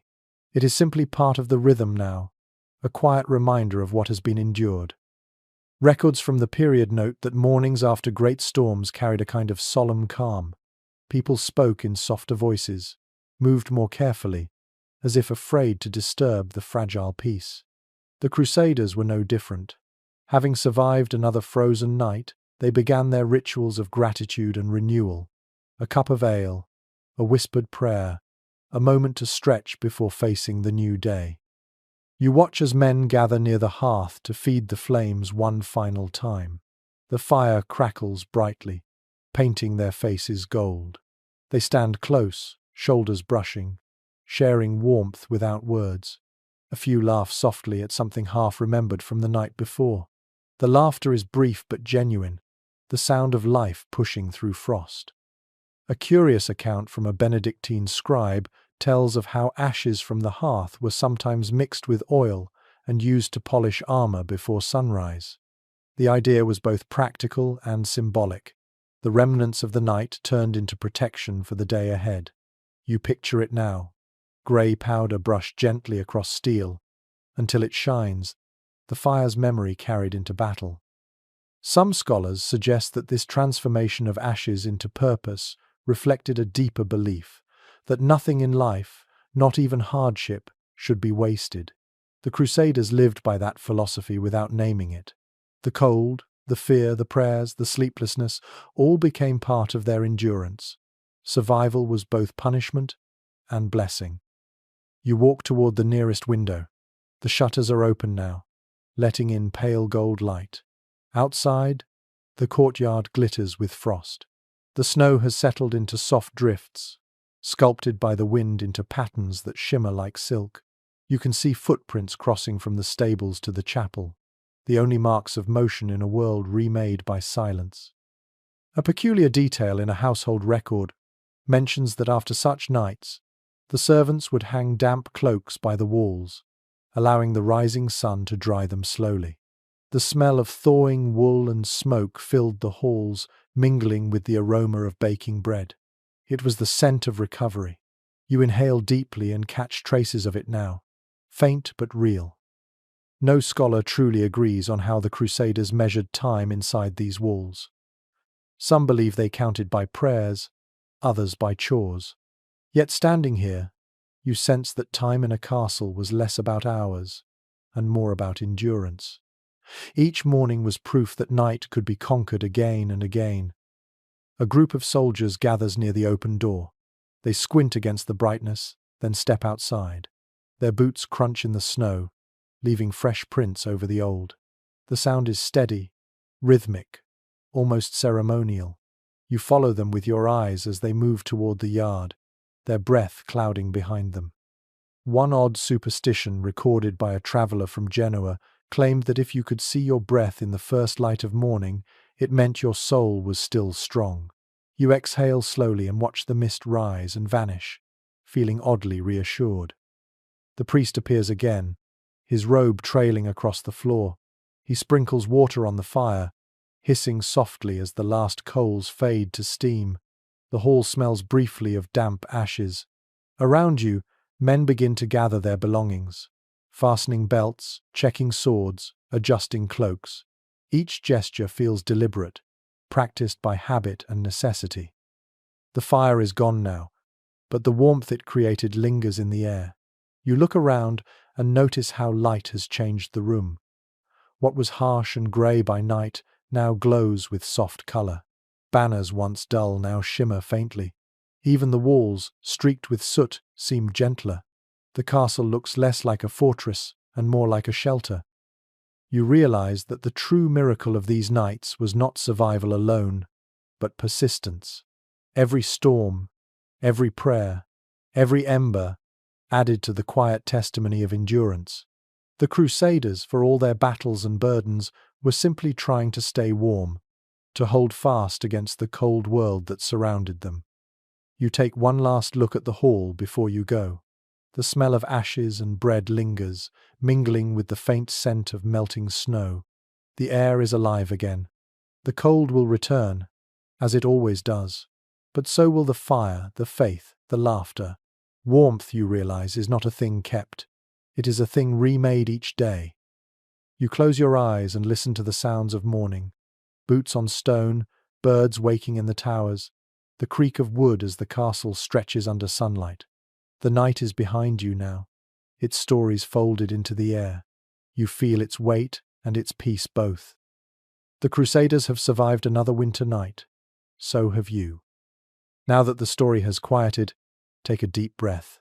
The fire is gone, but its warmth still hums in the walls. You can almost feel the slow heartbeat of the castle beneath your hand, steady and eternal.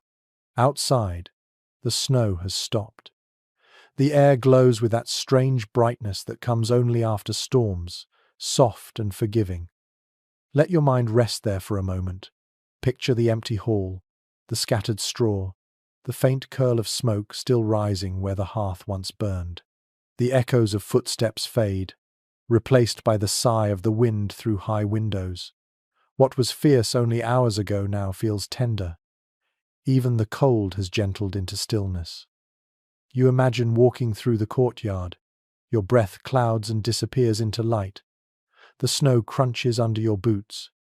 Each step leaves a mark that the sun will soon erase. Above you, the sky opens wide and blue. The world feels clean, as if all the noise of history has been washed away. The Crusaders have gone to their tasks, and the castle keeps its quiet watch. You stand for a moment longer, listening to nothing but your own breathing. There is no battle left, no prayer waiting to be said, no story demanding to be remembered. Only this calm, this perfect pause between one heartbeat and the next. So let it fade slowly. Let the last warmth sink into your chest and drift outward. The walls are silent again, the air soft. Sleep waits just beyond the door. Good night, traveller. May your dreams be gentle and your nights warm.